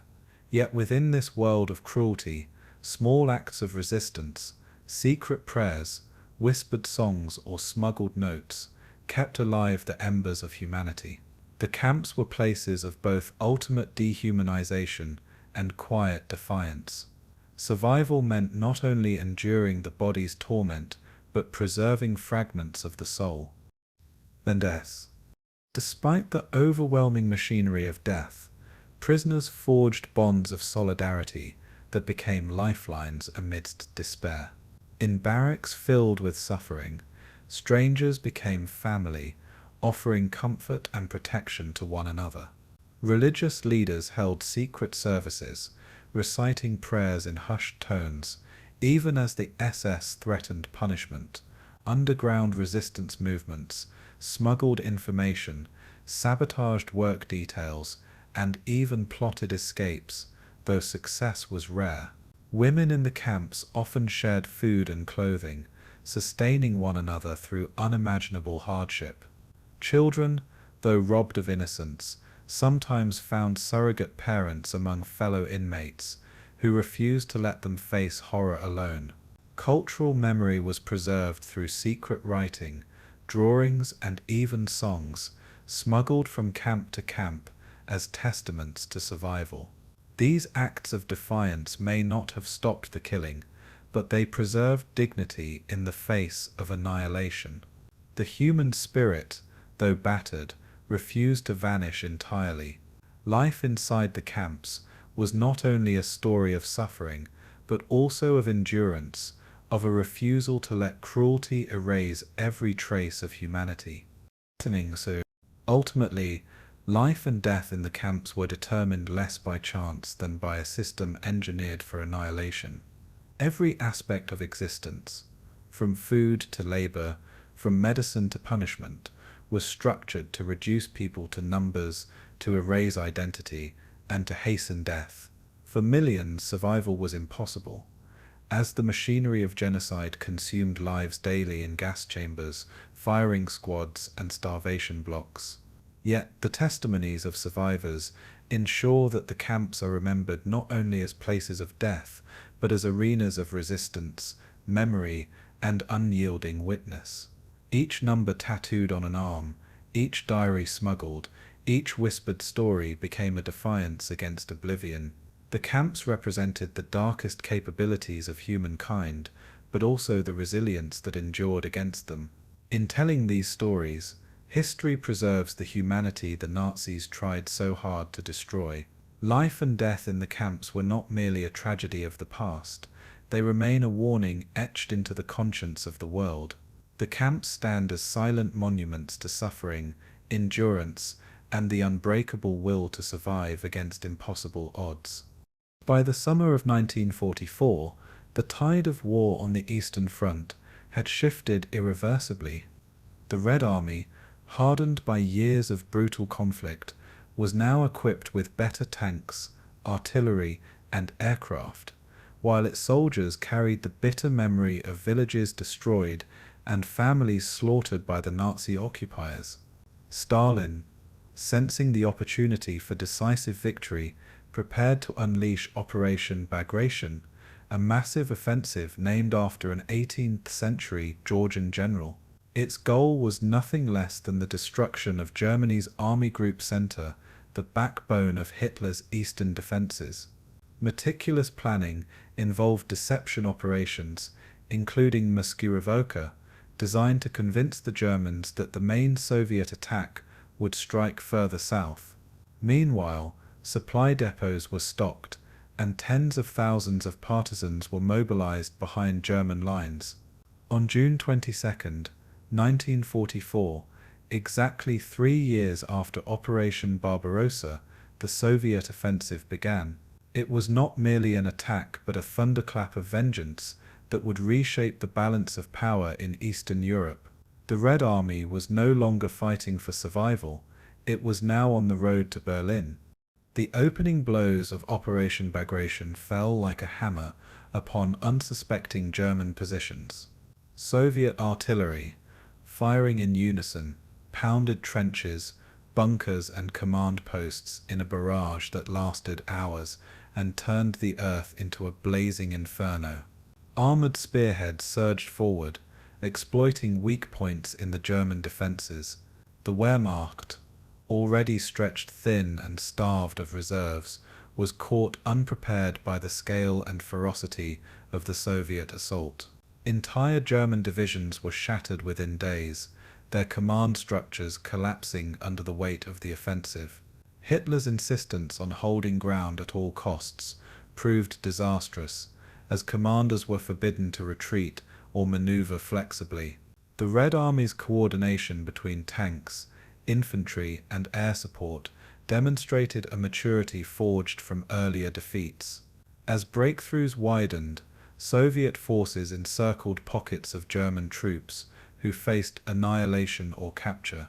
The offensive was so overwhelming that many German soldiers described it as being struck by a tidal wave they could neither resist nor comprehend. By the first week alone, The scale of the disaster for the Wehrmacht was unmistakable. Army Group Center, once considered the pride of Hitler's eastern forces, began to collapse at an astonishing rate. Towns and strong points that had been fortified for years were overrun in hours. German commanders pleaded for reinforcements, but the Reich could offer little. Reserves were tied down in France following the D-Day landings, while others were bleeding away in Italy. The Soviets exploited every weakness, encircling German corps and annihilating them in battles reminiscent of earlier German victories, but now with reversed roles. At Vitebsk, Orsha, Mogilev, and Bobruisk, entire garrisons were cut off, surrendering or being annihilated. Soviet engineers built pontoon bridges across rivers at lightning speed, ensuring the offensive never lost momentum. The Luftwaffe, once a terror in the skies, was a shadow of itself, unable to contest Soviet air superiority. Prisoner columns of German soldiers stretched for miles, their faces etched with shock at the speed of their defeat. The pride of Hitler's army was being dismantled with ruthless efficiency. Operation Bagration had become one of the most devastating defeats in military history. As Soviet armies advanced, the liberation of occupied territories brought both joy and trauma. Cities such as Minsk, once under the iron grip of German occupation, were retaken in a storm of artillery and tank assaults. For the local populations, liberation meant the end of German terror, but also the grim discovery of mass graves and the ruins of once thriving communities. Entire Jewish populations had vanished, annihilated in the Holocaust by Einsatzgruppen and death squads during the years of occupation. Survivors, emaciated and traumatized, emerged from hiding places in forests and cellars. The Red Army soldiers often wept at what they found: villages burned to ashes, children orphaned, and cemeteries filled with the unmarked graves of innocents. Yet liberation was also accompanied by Soviet reassertion of authority, as Stalin's regime re-established its grip over lands that had once been subjected to German rule. For many Belarusians, Ukrainians, and Poles, liberation carried a double edge: freedom from Nazi occupation, but renewed subjugation under Stalinist rule. Still, the collapse of the Wehrmacht was a turning point in the war's narrative. The Soviet juggernaut was now unstoppable. Operation Bagration also highlighted the role of Soviet partisans, who had fought tirelessly behind German lines throughout the occupation. Armed with explosives, ambush tactics, and intelligence networks, they sabotaged railroads, cut communications, and ambushed retreating German units. Their actions, coordinated with the Red Army, ensured that German withdrawals turned into routes, with supply convoys destroyed and reinforcements delayed. Many partisans were Jewish survivors of massacres who had fled into the forests to wage their own war of revenge. Women and children often played crucial roles, carrying messages or hiding fighters from German patrols. As the front lines shifted westward, these partisans emerged from the shadows, often joining advancing Soviet forces or aiding in the capture of German stragglers. Nazi reprisals against partisan activity had been savage, with entire villages burned and populations slaughtered in acts of collective punishment. Now, with the Germans retreating in chaos, the partisans were vindicated, their sacrifices woven into the larger Soviet triumph. They were both symbols of defiance and instruments of destruction against the Nazi war machine. By July 1944, the scale of German losses was catastrophic. Estimates suggest that Army Group Center lost nearly 500,000 men, killed, wounded, or captured, in just a matter of weeks. The Wehrmacht's backbone on the Eastern Front had been shattered, creating a vacuum that the Soviets eagerly filled. The once formidable German defensive lines were broken beyond repair, leaving only desperate rearguard actions to slow the Soviet advance. The destruction of Army Group Center marked one of the greatest military disasters in German history, rivaling Stalingrad in scope, but surpassing it in sheer speed. Hitler, enraged, demanded counterattacks that never materialized, for the German army no longer had the strength to execute them. His refusal to acknowledge reality condemned countless more soldiers to pointless sacrifice. In Berlin, the Nazi leadership began to grasp that the war on the Eastern Front was irretrievably lost. For the Soviets, the victory confirmed their ability to conduct massive coordinated offensives. The path to Poland, and eventually to Germany itself, now lay open. The liberation of Eastern territories carried immense symbolic weight. Minsk, retaken in early July, was celebrated as a great triumph of Soviet arms. Stalin, eager to demonstrate Soviet strength to both his people and his Western allies, organized parades of captured German soldiers through Moscow. Tens of thousands of defeated Wehrmacht troops were marched through the capital, a living testament to the collapse of Hitler's Eastern Army. The event was broadcast as a demonstration of vengeance and justice, lifting Soviet morale to soaring heights. At the same time, Soviet propaganda emphasized the role of unity and sacrifice, portraying the victory as proof of the superiority of the socialist system. Yet beneath the celebrations lay the grim cost of years of war, millions of civilians dead, entire regions in ruins, and a countryside scarred by scorched earth tactics. The Soviet Union had endured horrors beyond imagination, but now it was turning those horrors into fuel for final victory. Operation Bagration became a symbol of both justice achieved and vengeance enacted. It was a decisive moment in the collapse of the Third Reich. Operation Bagration not only transformed the Eastern Front, but reshaped the entire course of the Second World War. By obliterating Army Group Center, the Red Army opened the gateway into Poland, pushing toward Warsaw and beyond. The German army, already weakened by the Allied invasion of Normandy in the west, now faced the crushing weight of a two-front war it could not sustain. The destruction inflicted on German forces during this campaign removed any possibility of stabilizing the Eastern Front. For the Soviets, the offensive marked the moment when their ascendancy became undeniable, their advance unstoppable. The Holocaust's machinery of death was now threatened as camps in eastern Poland faced eventual liberation. For Hitler, the defeat was a blow from which he never recovered, accelerating the collapse of his once grand vision of conquest. Operation Bagration was more than a battle. It was the breaking of the Nazi sword in the East. From this point onward, Germany was no longer waging war to win, but to delay the inevitable. The Red Army was marching toward Berlin, and nothing could stop it. In the midst of unimaginable suffering, starvation, and systemic annihilation, there arose a current of defiance that remains one of the most remarkable features of the Holocaust: the resistance of the oppressed. Resistance was not born from hope of victory, but from a fierce determination to die on one's own terms, to fight back against an enemy that sought to strip away not only life, but dignity.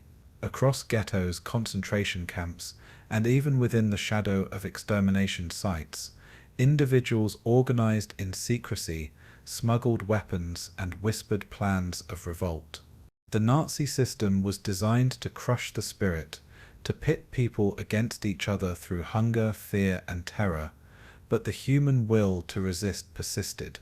These acts of defiance often came with the knowledge that survival was nearly impossible, and yet men, women, and even children took part. To resist was to affirm identity, to refuse erasure, and to send a message that not all would go quietly into the abyss. The Warsaw Ghetto Uprising, the camp revolts at Sobibor and Treblinka, and countless smaller acts of rebellion formed a thread of courage amidst the darkest night.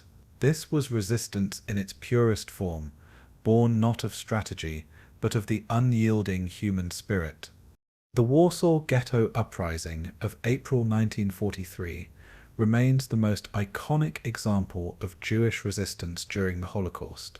After years of systematic starvation, deportations, and the slow suffocation of life behind the ghetto walls, the remnants of the Jewish population knew what awaited them: death in Treblinka's gas chambers. The Jewish Combat Organization, SHOBI, and the Jewish Military Union, WWII, formed from young men and women armed with smuggled pistols, Molotov cocktails, and a handful of rifles, resolved to resist the final liquidation. On April 19th, as German troops entered to begin deportations, they were met not with passive victims, but with ambushes, sniper fire, and street barricades. For weeks, poorly armed fighters held off a vastly superior enemy, fighting from bunkers, sewers, and shattered ruins. The Germans, stunned at the defiance, resorted to systematically burning the ghetto block by block, turning the cityscape into a fiery graveyard. By May 16th, the uprising had been crushed, but the courage displayed became immortal. The Warsaw Ghetto Uprising was not a battle measured in territory gained, but in the refusal to die silently, a symbol of dignity in the face of annihilation. Beyond Warsaw, resistance also flared within the very heart of the extermination machinery itself. At Sobibor, a killing center in occupied Poland, prisoners conspired to stage one of the most daring revolts in history. Led by Soviet POW Alexander Piechesky, Jewish prisoners devised a plan that combined cunning deception and sheer desperation. On October 14, 1943, they lured German officers and guards into workshops under the pretense of fittings and repairs, striking them down with concealed axes and knives. In the chaos that followed, hundreds of prisoners stormed the gates, rushing through minefields and bullets in a bid for freedom. Though many were cut down, around 50 survived and lived to tell their story. The revolt destroyed German authority within the camp and forced the Nazis to shut Sobibor down soon afterward, erasing its existence in an attempt to conceal the uprising. Yet the story could not be erased. Sobibor's revolt echoed across history as proof that even within the belly of death, resistance was possible. It was the triumph of human courage against a system designed to extinguish it. Treblinka, another site of mechanized murder, witnessed its own uprising in the summer of 1943. Here, where over 800,000 Jews were murdered in gas chambers, a secret resistance network emerged among prisoners tasked with maintaining the machinery of death. Smuggling weapons under the watchful eyes of the SS was nearly impossible, yet through stealth and bribery, grenades, firearms, and gasoline were secured. On August 2nd, the revolt erupted, with prisoners setting buildings ablaze and storming the camp's fences. Gunfire crackled as smoke filled the air, and chaos descended upon one of the Nazis' most efficient killing factories. While many prisoners were killed in the attempt, around 200 escaped, and some managed to survive the war, later recounting the courage and desperation of that day. The Treblinka revolt did not topple the Nazi regime, but it struck a blow against the very symbol of extermination. It demonstrated that even in the shadow of certain death, men and women refused to surrender their humanity. For the SS, it was a nightmare realized that their victims, whom they saw as powerless, would rise and fight back. Resistance was not limited to organized uprisings, but manifested in countless smaller acts of defiance. In ghettos across occupied Europe, Jews formed clandestine schools to preserve learning, wrote diaries to bear witness, and smuggled food through sewers to sustain starving families. In camps, prisoners sabotaged production lines, deliberately assembling faulty weapons or machines destined for the German war effort. Others stole scraps of paper to record names, dates, and fragments of testimony, preserving the memory of those who perished. Women, often underestimated by guards, played crucial roles as couriers and smugglers, ferrying messages, medicine, and even weapons across checkpoints. Children too became participants, darting through cracks in ghetto walls to smuggle bread or potatoes. Every act of resistance, no matter how small, was an assertion of life against a system devoted to death. Though history often remembers the great uprisings, these quiet, everyday acts of defiance carried equal significance. They ensured that even under the heaviest chains, the human will could not be entirely crushed. The risks of resistance were staggering, for the Nazis responded to defiance with unrelenting brutality. Entire families were executed for the actions of a single member. In villages suspected of aiding partisans or hiding Jews, German troops carried out mass reprisals, burning homes and slaughtering civilians. In camps, suspected conspirators were hanged in front of fellow prisoners as grim warnings. Yet despite this terror, resistance networks persisted, often woven together by sheer trust and shared determination. In Warsaw, in Vilnius, in Białystok, and in dozens of smaller ghettos, uprisings erupted, sometimes lasting only hours but burning with symbolic fire. Even in Auschwitz, where surveillance was relentless, prisoners staged a revolt in October 1944, blowing up a crematorium with explosives smuggled by female workers. Though the uprising was crushed, the act reverberated with meaning. These rebellions did not aim to defeat the Nazis militarily, but to carve dignity into history. To resist, even when death was certain, was to deny the enemy complete victory. The legacy of these uprisings cannot be measured in military success, but in their enduring power as symbols of defiance. The Warsaw Ghetto fighters inspired generations, their names etched into the consciousness of a world that once thought of Jews only as victims. Sobibor and Treblinka became testaments that even within death camps, designed to obliterate individuality, rebellion could ignite. Survivors of these revolts bore scars, but also carried forward the memory of courage, ensuring that the world would not forget. In post-war trials, testimonies of resistance fighters exposed the brutality of the Nazis while highlighting the resilience of their victims. Memorials and museums across the globe now enshrine their stories, teaching future generations that resistance is possible even in the face of overwhelming evil. These acts of defiance remind humanity that dignity, courage, and hope can survive even in the most desperate conditions.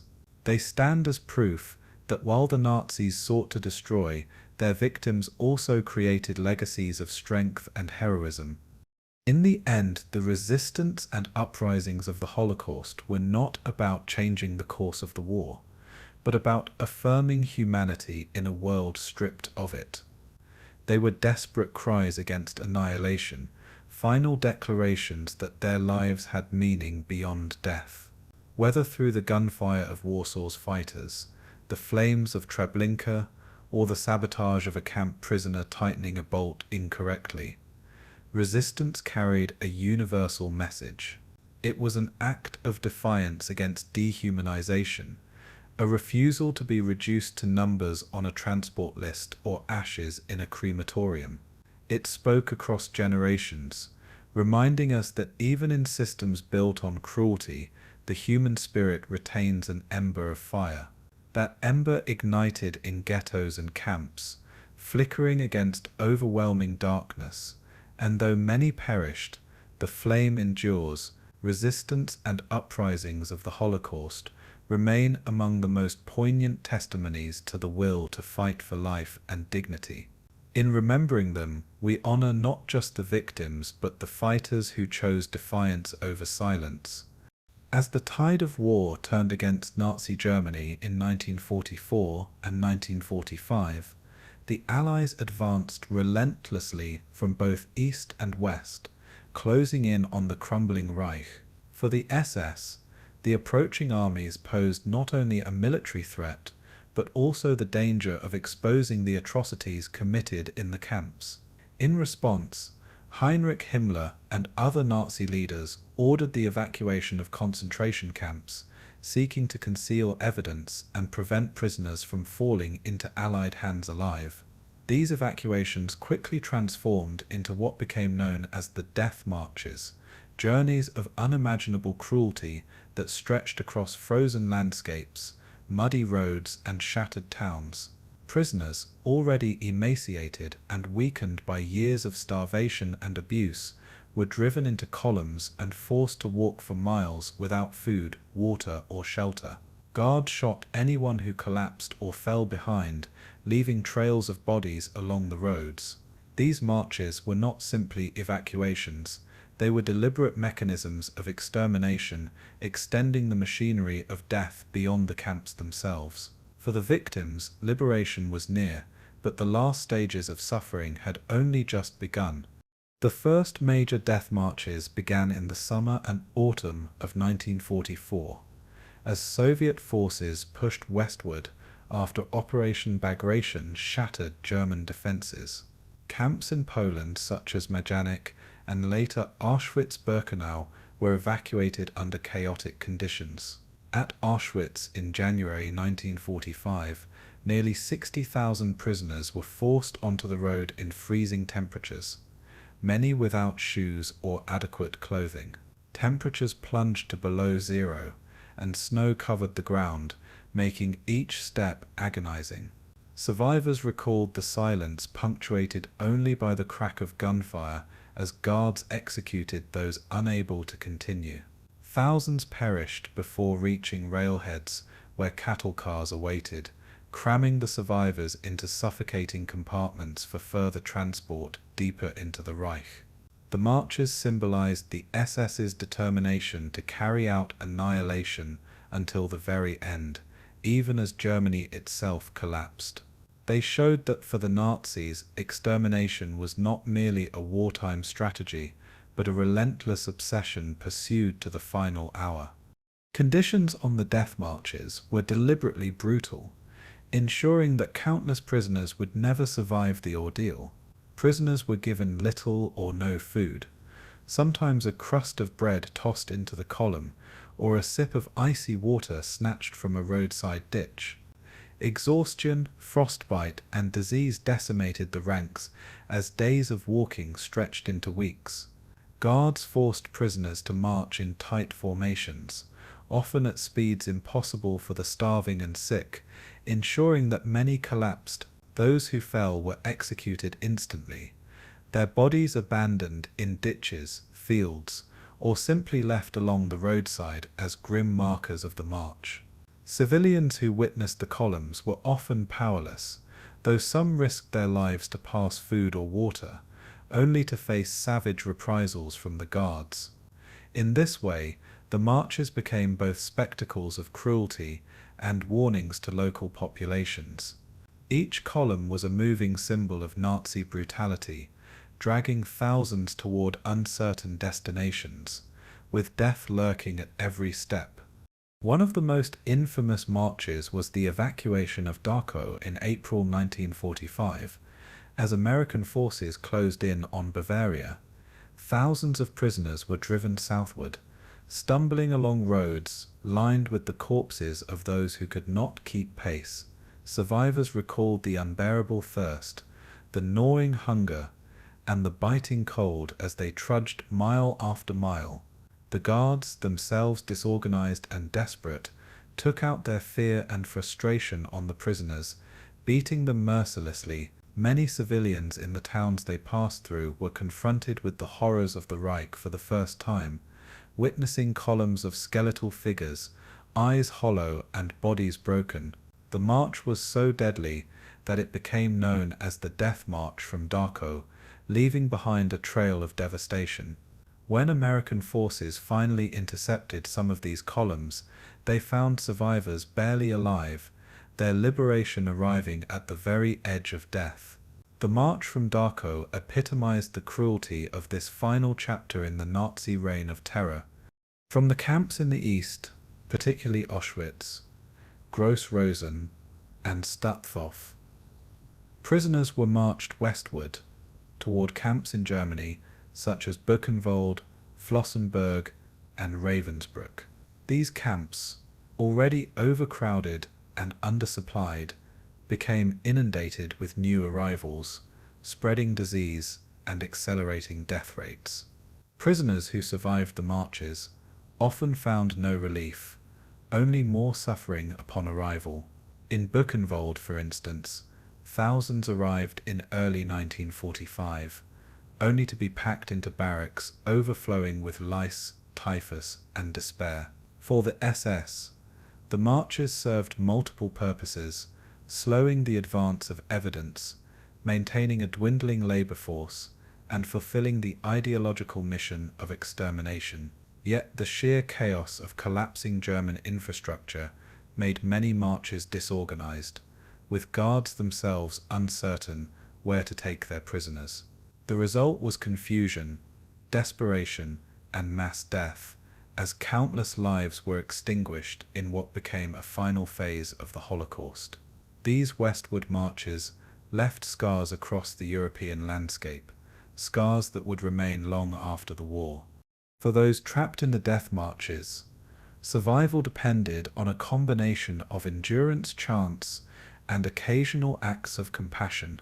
Prisoners huddled together for warmth, shared crumbs of bread, and whispered encouragement to keep moving. Some risked everything to escape into nearby forests or villages, though few succeeded. Local civilians sometimes provided shelter, disguises, or food, but the risk of execution for aiding escape deterred many. Stories of survival often hinged on luck, being overlooked by a guard, finding a discarded coat, or being pulled into a barn by a sympathetic stranger. Yet even those who survived carried scars for the rest of their lives, haunted by the images of friends collapsing beside them, or the endless sound of gunfire. Survivors later spoke of the death marches as experiences worse than the camps themselves, for in the marches suffering was constant, unrelieved, and seemingly endless. Each day was a battle against exhaustion, hunger, and despair, with the shadow of death walking in step beside them. The death marches revealed much about the inner workings of the Nazi regime in its final phase. They were acts of both desperation and cruelty, revealing a system unwilling to concede even as it disintegrated. The SS clung to their ideology, determined to destroy lives even when the war was clearly lost. For historians, the marches symbolized the collapse of Nazi order into chaos, where survival of prisoners depended not on any official plan, but on the whims of individual guards or the chance of Allied interception. In their cruelty, the marches also forced German civilians to confront the consequences of the regime they had lived under. Columns of skeletal prisoners passing through towns left lasting impressions on those who saw them, shattering illusions of ignorance. In this way, the death marches were not only physical journeys but moral reckonings, bringing the reality of the Holocaust into the very streets of Germany. By the time the Allies liberated the camps and intercepted the last marches in spring 1945, tens of thousands had perished in this final stage of genocide. The death marches added a new layer of horror to the Holocaust, showing that even in the face of total defeat, the Nazis pursued annihilation until their last breath. Survivors who staggered into the arms of Allied soldiers were often so weak they could not speak, their liberation delayed by this last ordeal. Testimonies recorded in the aftermath preserved the memory of these marches, ensuring that the world would know of the cruelty that marked the war's closing months. Today, the death marches are remembered as symbols of the Holocaust's relentless brutality, reminders that the killing did not stop until the very end. They embody the tragic irony that liberation was so close, yet death claimed so many in its final grasp. In their memory, the marches stand as testaments to endurance, suffering, and the unbreakable will to survive against impossible odds. In the winter and spring of 1945, as the Third Reich crumbled under relentless pressure from all sides, Allied soldiers advanced deeper into German-occupied territories. Their mission was clear: crush Hitler's armies and bring an end to the war in Europe. Yet what awaited them beyond the front lines was far beyond the realm of military objectives. It was a confrontation with evil in its most industrialized form. Soviet forces advancing from the east were the first to reach the epicenters of Nazi atrocities, uncovering camps whose names would echo forever in human memory. At Auschwitz, Majdanek, and Sobibor, soldiers stumbled upon sprawling complexes of barbed wire, gas chambers, and crematoria still reeking of death.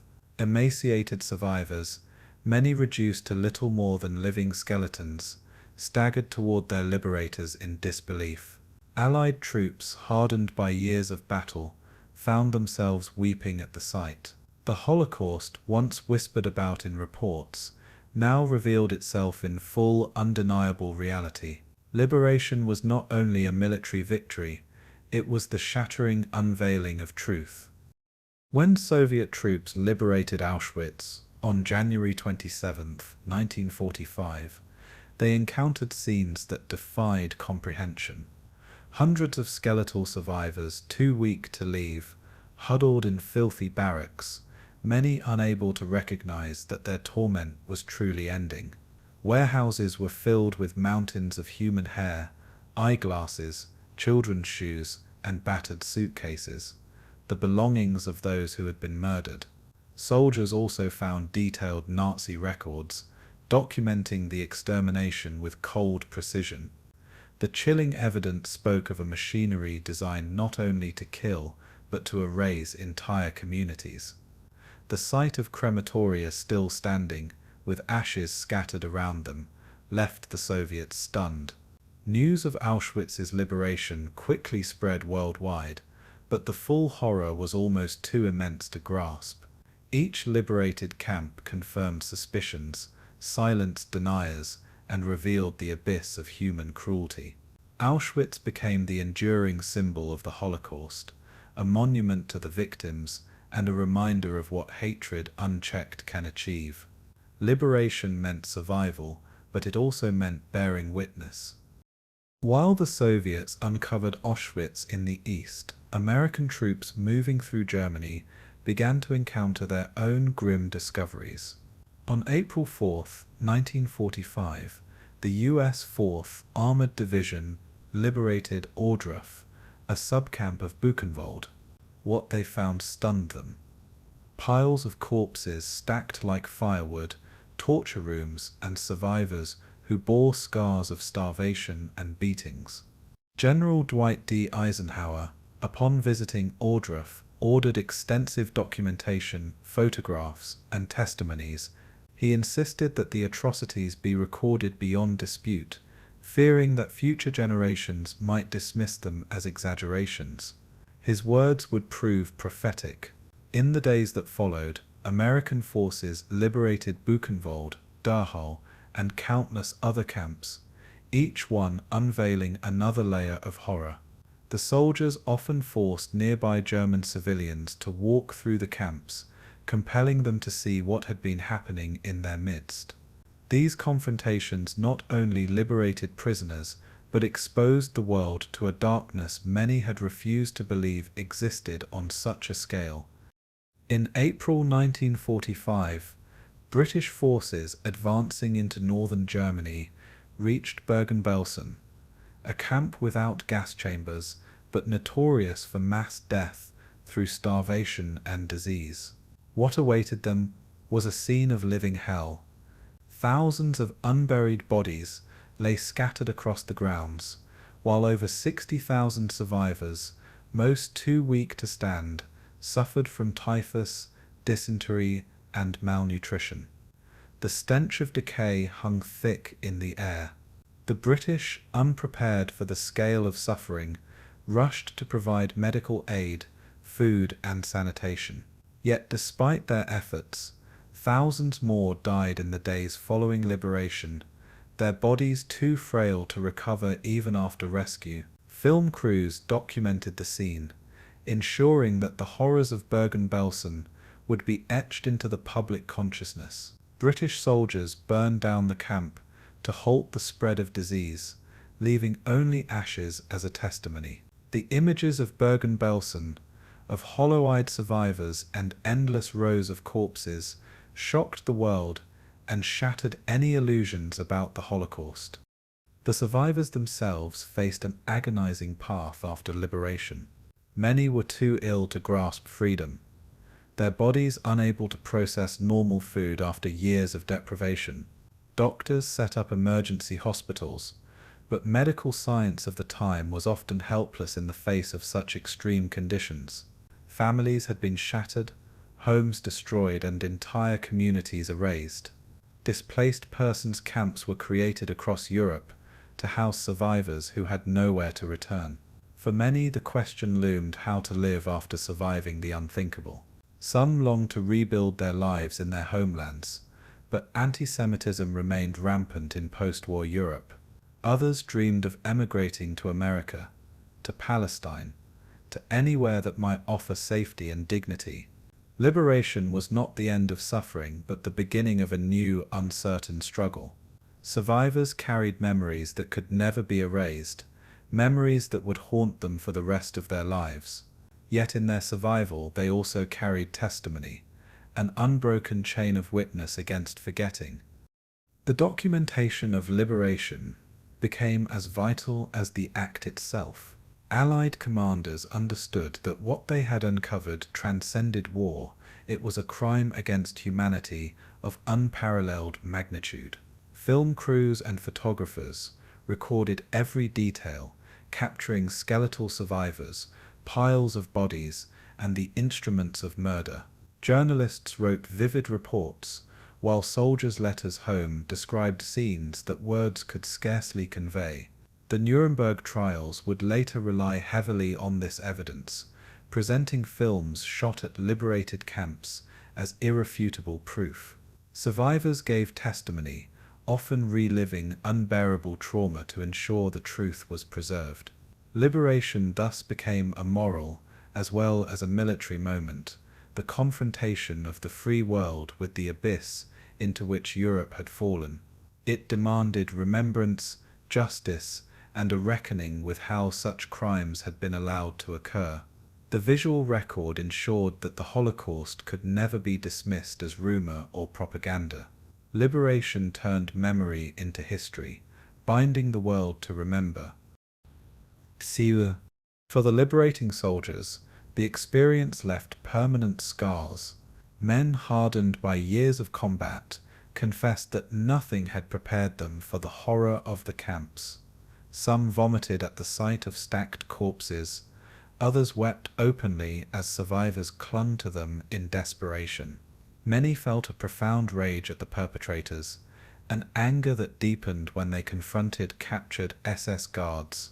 Yet even amid the horror, acts of humanity emerged, soldiers sharing rations, carrying survivors on their backs, or simply holding the hands of the dying so they would not leave the world alone. Liberation transformed many soldiers' understanding of the war. What had begun as a fight against fascism now revealed itself as a moral crusade against genocide. The camps were not mere byproducts of war, but the beating heart of Nazi ideology. For those who bore witness, liberation was both a duty and a burden, a truth they would carry long after the guns fell silent. When the war ended in May 1945, the liberation of the camps stood as one of the defining moments of victory. Yet it was not a victory in the traditional sense. It did not bring jubilation but silence, sorrow, and a profound sense of responsibility. The world had confronted the full extent of Nazi crimes, and humanity itself was left scarred. The photographs, testimonies, and films from the camps entered the public record, searing images of emaciated survivors and endless graves into collective memory. Liberation was the beginning of remembrance, the moment when survivors' voices joined with the evidence to say, "Never again." It forced nations to ask how such horrors had been possible, and whether silence and indifference had paved the way. For the survivors, liberation meant a second chance at life, though haunted by loss and trauma. For the world, it meant a reckoning, a confrontation with the capacity of humans to destroy one another. Liberation was not just an ending, it was a call to remember forever. The war in Europe ended in May 1945, but the shadow of its atrocities lingered across a shattered continent. Cities lay in ruins, millions were displaced, and the human conscience was left raw after the revelations of the camps. Allied leaders recognized that victory alone was insufficient. Justice had to be rendered to hold perpetrators accountable and to establish a precedent for the future. The Nuremberg trials became the stage upon which the world confronted the architects of the Third Reich. In the Palace of Justice, under the eyes of international judges, leading Nazi officials were brought to answer for crimes against peace, war crimes, and crimes against humanity. Never before had such an international tribunal been convened, blending legal traditions from multiple nations. Prosecutors presented not only testimony, but also documents, photographs, and films gathered during liberation. The proceedings marked the beginning of a new era in international law. Justice was no longer abstract, it was put on trial itself, demanding that the world acknowledge the horrors it had witnessed. The Nuremberg trials began in November 1945, with 24 major Nazi leaders in the dock.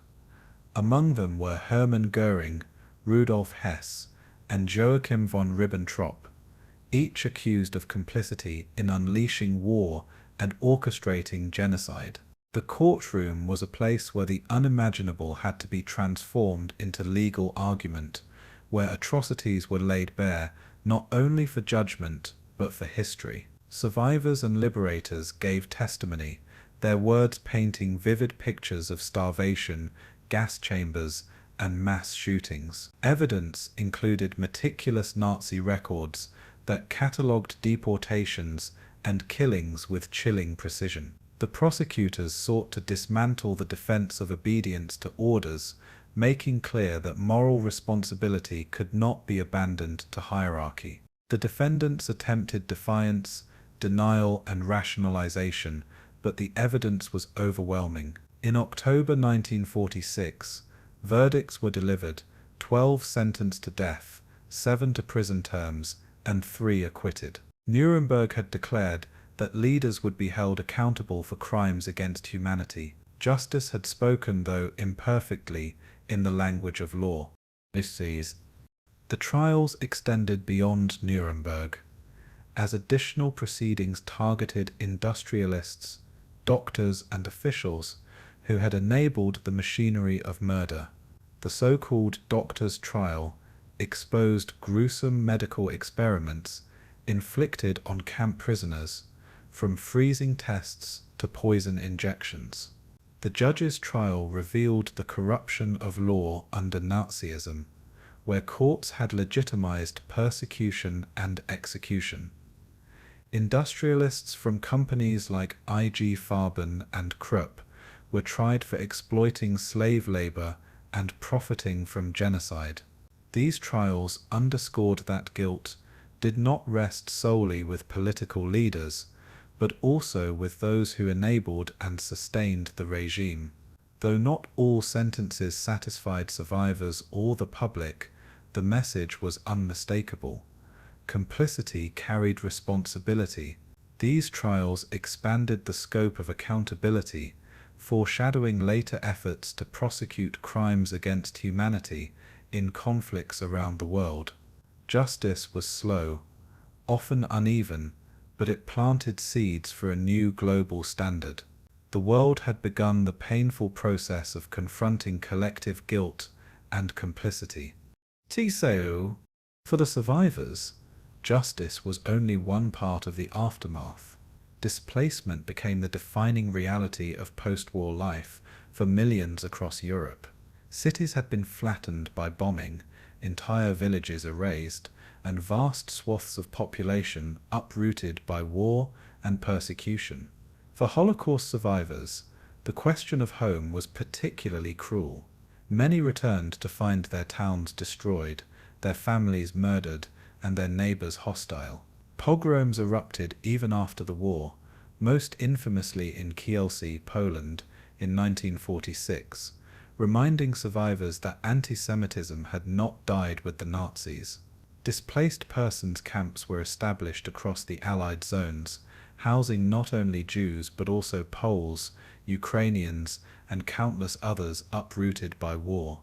These camps became temporary havens, but also sites of uncertainty, where survivors wrestled with trauma, loss, and the search for a future. They were places where children without parents tried to rebuild their lives, and where adults clung to fragments of community. Liberation had freed them from camps, but displacement kept them in limbo. The displaced persons camps, often set up in former German barracks or even former concentration camps, became microcosms of survival and resilience. In these camps, Jewish survivors organized schools, theaters, newspapers, and political groups. Life returned, fragile but determined, with weddings, births, and cultural revival amid the ruins. Aid organizations like the United Nations Relief and Rehabilitation Administration, UNR, and the American Jewish Joint Distribution Committee provided food, medicine, and support. Yet life was never easy. Overcrowding, illness, and uncertainty remained constant. Many survivors yearned to emigrate, their hopes resting on visas to America or the possibility of settling in Palestine. Tensions grew as political debates about the future of displaced Jews intersected with the broader geopolitical struggles of the emerging Cold War. The camps were liminal spaces, neither prison nor true freedom, yet within them, survivors began the arduous work of reclaiming dignity. They were places of mourning, but also of beginnings, where hope tentatively rose from devastation. The question of where survivors would go was not easily answered. Many countries were reluctant to open their doors, citing economic hardship and lingering prejudice. The British restricted Jewish immigration to Palestine, fearing unrest in the Middle East, while the United States initially maintained strict quotas. Yet the moral urgency of the Holocaust gradually shifted policies. Newsreels of camp liberation, survivor testimonies, and international advocacy pressured governments to act. Slowly, immigration avenues opened. The United States admitted thousands under Special Displaced Persons Acts, while Jewish refugees began to make their way to Palestine, where the struggle for a homeland intensified by 1948. With the creation of the State of Israel, survivors found a nation ready to welcome them, though at the cost of new conflict in the region. For others, resettlement meant new beginnings in America, Canada, South America, or Australia.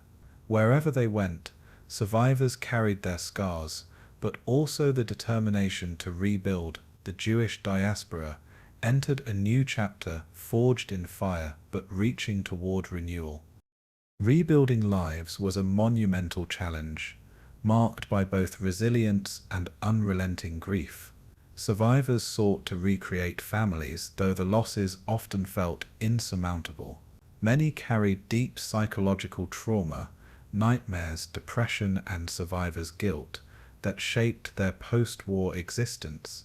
Yet in towns and cities across Europe and beyond, communities slowly revived. Synagogues reopened, businesses were started, and new generations were born. Memory, however, remained ever present. Survivors became storytellers, guardians of history, compelled to bear witness to the horrors they had endured. For some, silence was their refuge, unable to speak of what they had seen. For others, testimony became their mission, ensuring that the world would never forget. The rebuilding of Jewish life after the Holocaust was thus an act of defiance, a declaration that Hitler had failed to extinguish a people. Every marriage, every birth, every prayer in a rebuilt synagogue was a quiet victory against annihilation. Out of destruction, life stubbornly persisted. To say Erupts, the aftermath of the Holocaust reshaped not only Jewish life, but also global consciousness. The phrase crimes against humanity, crystallized at Nuremberg, entered the moral and legal lexicon of the world. The Universal Declaration of Human Rights, adopted in 1948, reflected lessons drawn from genocide and war. Nations pledged, however imperfectly, to uphold the dignity of all people. Survivors scattered across continents became living testaments to resilience, while memorials and museums emerged to honor the dead. The Holocaust forced humanity to confront its own capacity for evil, demanding vigilance against hatred and indifference. Yet displacement and trauma also revealed the fragility of promises. Justice had been served, but never fully. Millions of perpetrators evaded trial and prejudice endured in new forms. The story of the aftermath was thus both triumph and tragedy, progress and lingering wounds. In the ruins of Europe, justice was attempted, lives were rebuilt, and a shattered people rose again. The world had been changed forever, compelled to remember and to reckon with the abyss it had faced. The Holocaust and the Eastern Front remain etched into the conscience of humanity as more than historical episodes. They are enduring warnings of where unchecked hatred, authoritarianism, and ideological fanaticism can lead. The staggering scale of death, destruction, and human suffering continues to demand remembrance, not merely as history, but as moral responsibility. From the ashes of concentration camps and battlefields arose a determination to ensure such crimes would never be repeated. Survivors, often carrying unimaginable scars, dedicated their lives to telling their stories, passing testimony to younger generations. Their voices, trembling yet unbroken, became the heartbeat of remembrance movements worldwide. For the first time, memory itself became a form of justice, keeping alive the experiences of those who could no longer speak. Governments, communities, and educators began weaving Holocaust memory into curricula, monuments, and cultural institutions. To forget, survivors insisted, would be to allow the perpetrators a second victory. The legacy of never again was not a slogan, it was a moral obligation. Holocaust remembrance took root in countless forms across nations, from simple plaques in destroyed villages to vast memorials like Yad Vashem in Jerusalem and the United States Holocaust Memorial Museum in Washington, D.C. Each stone, photograph, and preserved artifact told fragments of a story that could never be fully grasped but must always be faced. In Germany, remembrance became entwined with national reckoning, as generations confronted their country's darkest legacy. In Eastern Europe, sites like Auschwitz, Majdanek, and Treblinka became sacred grounds of memory, where silence spoke louder than any words. Pilgrimages to these sites connected visitors with the scale of loss, forcing them to reckon with the machinery of death that once operated there. Memorial days were established across the world to commemorate victims, ensuring that the Holocaust would never slip into obscurity. These acts of remembrance did not undo the past, but they gave voice to the silenced and instilled vigilance for the future. Memory became a weapon against denial, distortion, and indifference. Yet memory has always been contested, challenged by those who seek to deny, distort, or diminish the Holocaust. Holocaust denial, cloaked in pseudo-history and conspiracy, emerged almost immediately after the war, reflecting the persistence of anti-Semitism and ideological hatred. Survivors and scholars fought tirelessly to counter lies with evidence, preserving documents, testimonies, and material proof. Court cases, such as the famous trial of Holocaust denier David Irving, demonstrated that truth itself required defense. The battle against denial extended into classrooms, films, and literature, where education became the front line against forgetting. The emergence of neo-Nazi movements and nationalist revisionism in parts of Europe revealed that history was not only about the past, but also about ongoing struggles in the present. To remember, therefore, was not a passive act, but an active resistance against erasure. Memory had to be guarded, nurtured, and renewed in each generation. The Holocaust's legacy demanded constant vigilance against the corrosive power of forgetting. The Eastern Front, meanwhile, left its own colossal imprint on world history, shaping not only the outcome of World War II, but also the geopolitical order that followed.